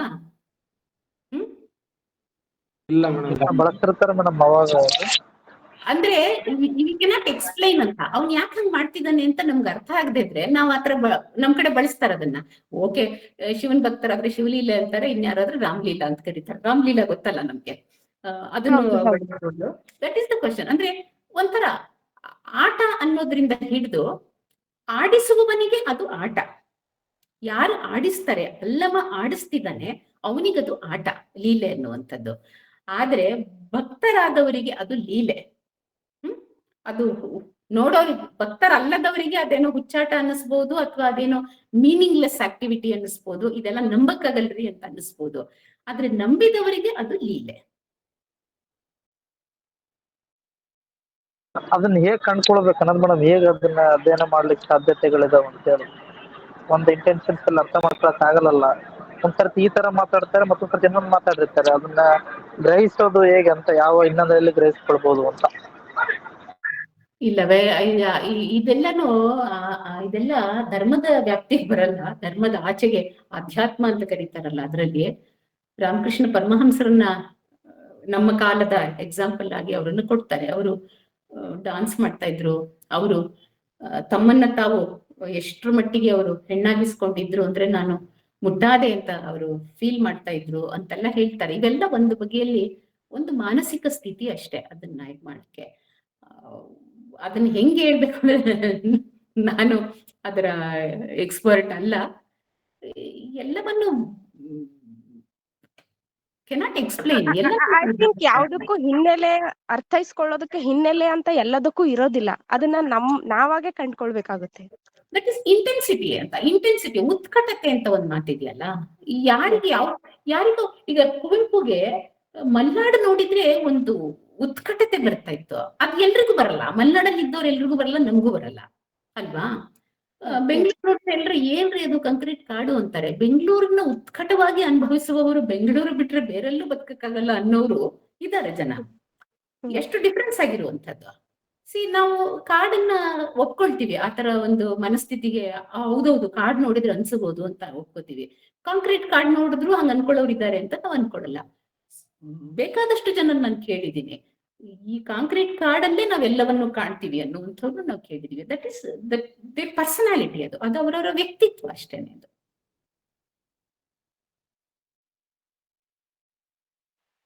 ಮತ್ತೆ ಯಾರಿಗಾದ್ರೂ ಪ್ರಶ್ನೆಗಳಿದ್ರೆ ನೇರವಾಗಿ ಕೇಳಬಹುದು.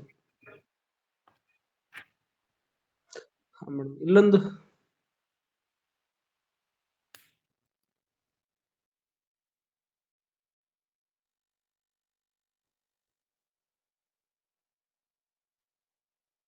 ಮೇಡಮ್, ಇಲ್ಲೊಂದು ಪ್ರಶ್ನೆ ಇದೆ. ಕನ್ನಡ ಸಾಹಿತ್ಯದಲ್ಲಿ ಮನುಷ್ಯನನ್ನು ಶಿವನನ್ನಾಗಿ ಕಂಡು ಅಭೇದಕ ಕಲ್ಪನೆಯಿಂದ ಕಾವ್ಯ ರಚನೆ ಮಾಡಿದ ನಿದರ್ಶನಗಳು 2. 1 ಸಿದ್ದರಾಮ ಚರಿತ್ರೆ ರಾಘವಾಂಕ ಮತ್ತು 2 ಪ್ರಭುಲಿಂಗ ಲೀಲೆ ಚಾಮರಸ. ಈ ದೃಷ್ಟಿಯಿಂದ ನೋಡಿದರೆ ಶಿವ, ಸಿದ್ದರಾಮ ಮತ್ತು ಪ್ರಭುಲಿಂಗ ಎಂಬ ಸಮಸ್ತ ನಾಮಕರಣವು ಗಮನಾರ್ಹ. ದಯವಿಟ್ಟು ಈ ಮೇಲಿನ ಸಾಲುಗಳನ್ನು ವಿಸ್ತರಿಸಿ ಹೇಳುವಿರಾ ಅಂತ ಕೇಳ್ತಾರೆ. ಏನ್ ಇನ್ನೊಂದ್ಸತಿ ಹೇಳಿ. ಕನ್ನಡ ಸಾಹಿತ್ಯದಲ್ಲಿ ಮನುಷ್ಯನನ್ನು ಶಿವನನ್ನಾಗಿ ಕಂಡು ಅಭೇದ ಕಲ್ಪನೆಯಿಂದ ಕಾವ್ಯ ರಚನೆ ಮಾಡಿದ ನಿದರ್ಶನಗಳು 2. 1 ಸಿದ್ದರಾಮ ಚರಿತ್ರೆ ರಾಘವಾಂಕನ ಮತ್ತು 2 ಚಾಮರಸನ ಪ್ರಭುಲಿಂಗ ಲೀಲೆ. ಈ ದೃಷ್ಟಿಯಿಂದ ನೋಡಿದರೆ ಶಿವ, ಸಿದ್ದರಾಮ ಮತ್ತು ಪ್ರಭುಲಿಂಗ ಎಂಬ ಸಮಸ್ತ ನಾಮಕರಣವು ಗಮನಾರ್ಹ. ದಯವಿಟ್ಟು ಈ ಮೇಲಿನ ಸಾಲುಗಳನ್ನು ವಿಸ್ತರಿಸಿ ಹೇಳಿದಿರ. ಎಲ್ಲಿ ನಾಮಕರಣ ಅದು ಹೇಳಿದ್ರಲ್ಲ, ನಾಮಕರಣ ಇದು ಅಂತ, ಅದು ಎಲ್ಲಾಗಿದೆ ಅಂದ್ರೆ ಎಲ್ಲಿ ಬಳಸಿದ್ದಾರೆ ಅದನ್ನ ಗೊತ್ತಿಲ್ಲ ನನ್ಗೆ. ನೀವು ಏನಾರು ಆತರ ಹೇಳ್ತಾ ಇದ್ದೀರಾ? ಅವರು ಹೇಳ್ದವ್ರು ಉಮೇಶ್ ಅನ್ನೋರು ಕೇಳ್ತೀರ. ಉಮೇಶ್ ಅದೇ ಅವ್ರು ಆಕ್ಚುಲಿ ಈ ಶಿವ ಮತ್ತು ಅಲ್ಲಮ್ಮ ಅನ್ನೋದ್ರ ಜೊತೆಗೆ ಒಟ್ಟಾರೆಯಾಗಿ ವೀರಶೈವ ಪುರಾಣಗಳು ಅನ್ನುವಂಥದ್ದು ಯಾವಾಗ ಶುರುವಾಯ್ತು, ಭೀಮಕವಿಯಿಂದ ಹಿಡಿದು ಎಲ್ಲದರಲ್ಲೂ ಲೌಕಿಕದಲ್ಲಿದ್ದಂಥ ವಚನಕಾರರನ್ನ ಶಿವನಿಗೆ ಸಮೀಕರಿಸುವಂಥದ್ದು ಬಹುತೇಕ that is the standardization, Veerashaiva ಪುರಾಣಗಳ ಸ್ಟ್ಯಾಂಡರ್ಡೈಸೇಷನ್. ಕೆಲವರು ಅದನ್ನ ತುಂಬಾ ದೊಡ್ಡದಾಗಿ ಹೇಳಿರ್ಬೋದು, ಕೆಲವರು ಚಿಕ್ಕದಾಗಿ ಹೇಳಿರ್ಬೋದು, ಬಟ್ ಎಲ್ಲರ ಆಶಯವೂ ಅದೇನೆ. ಎಲ್ರೂ ಏನೋ ಒಂದಾಗಿ ಭೂಮಿಗೆ ಬಂದ್ರು, ಇಲ್ಲ ಶಾಪಗ್ರಸ್ತರಾಗಿ ಬಂದ್ರು ಅನ್ಬೋದು, ಇಲ್ಲ ಯಾರನ್ನೋ ಪರೀಕ್ಷೆ ಮಾಡಕ್ ಬಂದ್ರು ಅನ್ಬೋದು. ಇದು ಇರುವಂಥದ್ದೇ ಎಲ್ಲ ಕಾವ್ಯಗಳು. ಇದು ಒಂದು ರೀತಿಯಲ್ಲಿ ಕನ್ನಡದ ವೀರಶೈವ ಕಾವ್ಯಗಳ ಒಂದು ಬಗೆಯ ಸ್ಥಾಯಿ ಗುಣ ಅಂತ ಬೇಕಾದ್ರೆ ನಾವು ಕರಿಬಹುದು.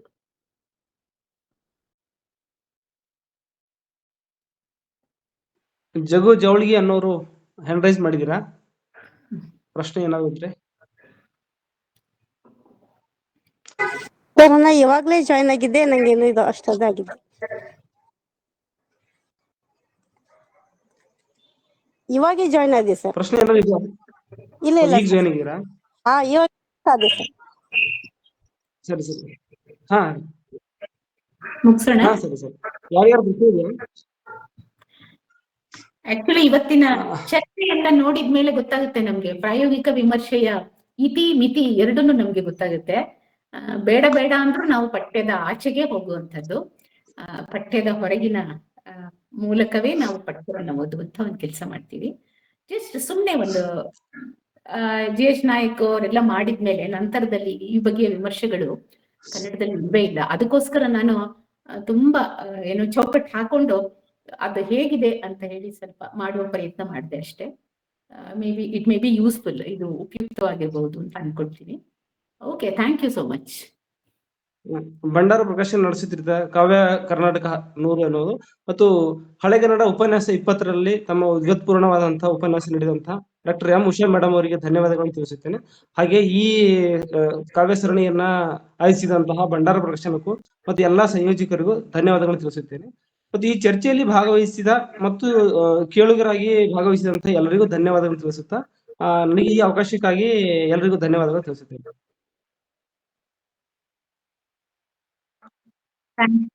Thank you sir, thank you, thank you, ಧನ್ಯವಾದಗಳು ಮೇಡಮ್, ಧನ್ಯವಾದಗಳು. Thank you sir, thank you sir, thank you madam. ನಮಸ್ಕಾರ. Thank you. ಹೊರಗಡೆ ಧನ್ಯವಾದಗಳು ಮೇಡಮ್. Thank you. ಧನ್ಯವಾದಗಳು ಮೇಡಮ್. ನೀವೆಲ್ಲ ಬಂದು ಸೇರಿದ್ರಲ್ಲ ಅದಕ್ಕೆ ಧನ್ಯವಾದ. ಚೆನ್ನಾಗಾಗಿದೆ ಸರ್. ಸಾರಿ ಮೇಡಮ್, ನಮ್ಮಲ್ಲಿ ನೆಟ್ವರ್ಕ್ ಪ್ರಾಬ್ಲಮ್ ಇತ್ತು, ಬಂದೇ ಇಲ್ಲ ಮೇಡಮ್, ಇವಾಗ ಬಂತು. ಹೌದಾ? ಓಕೆ. ಹೌದು.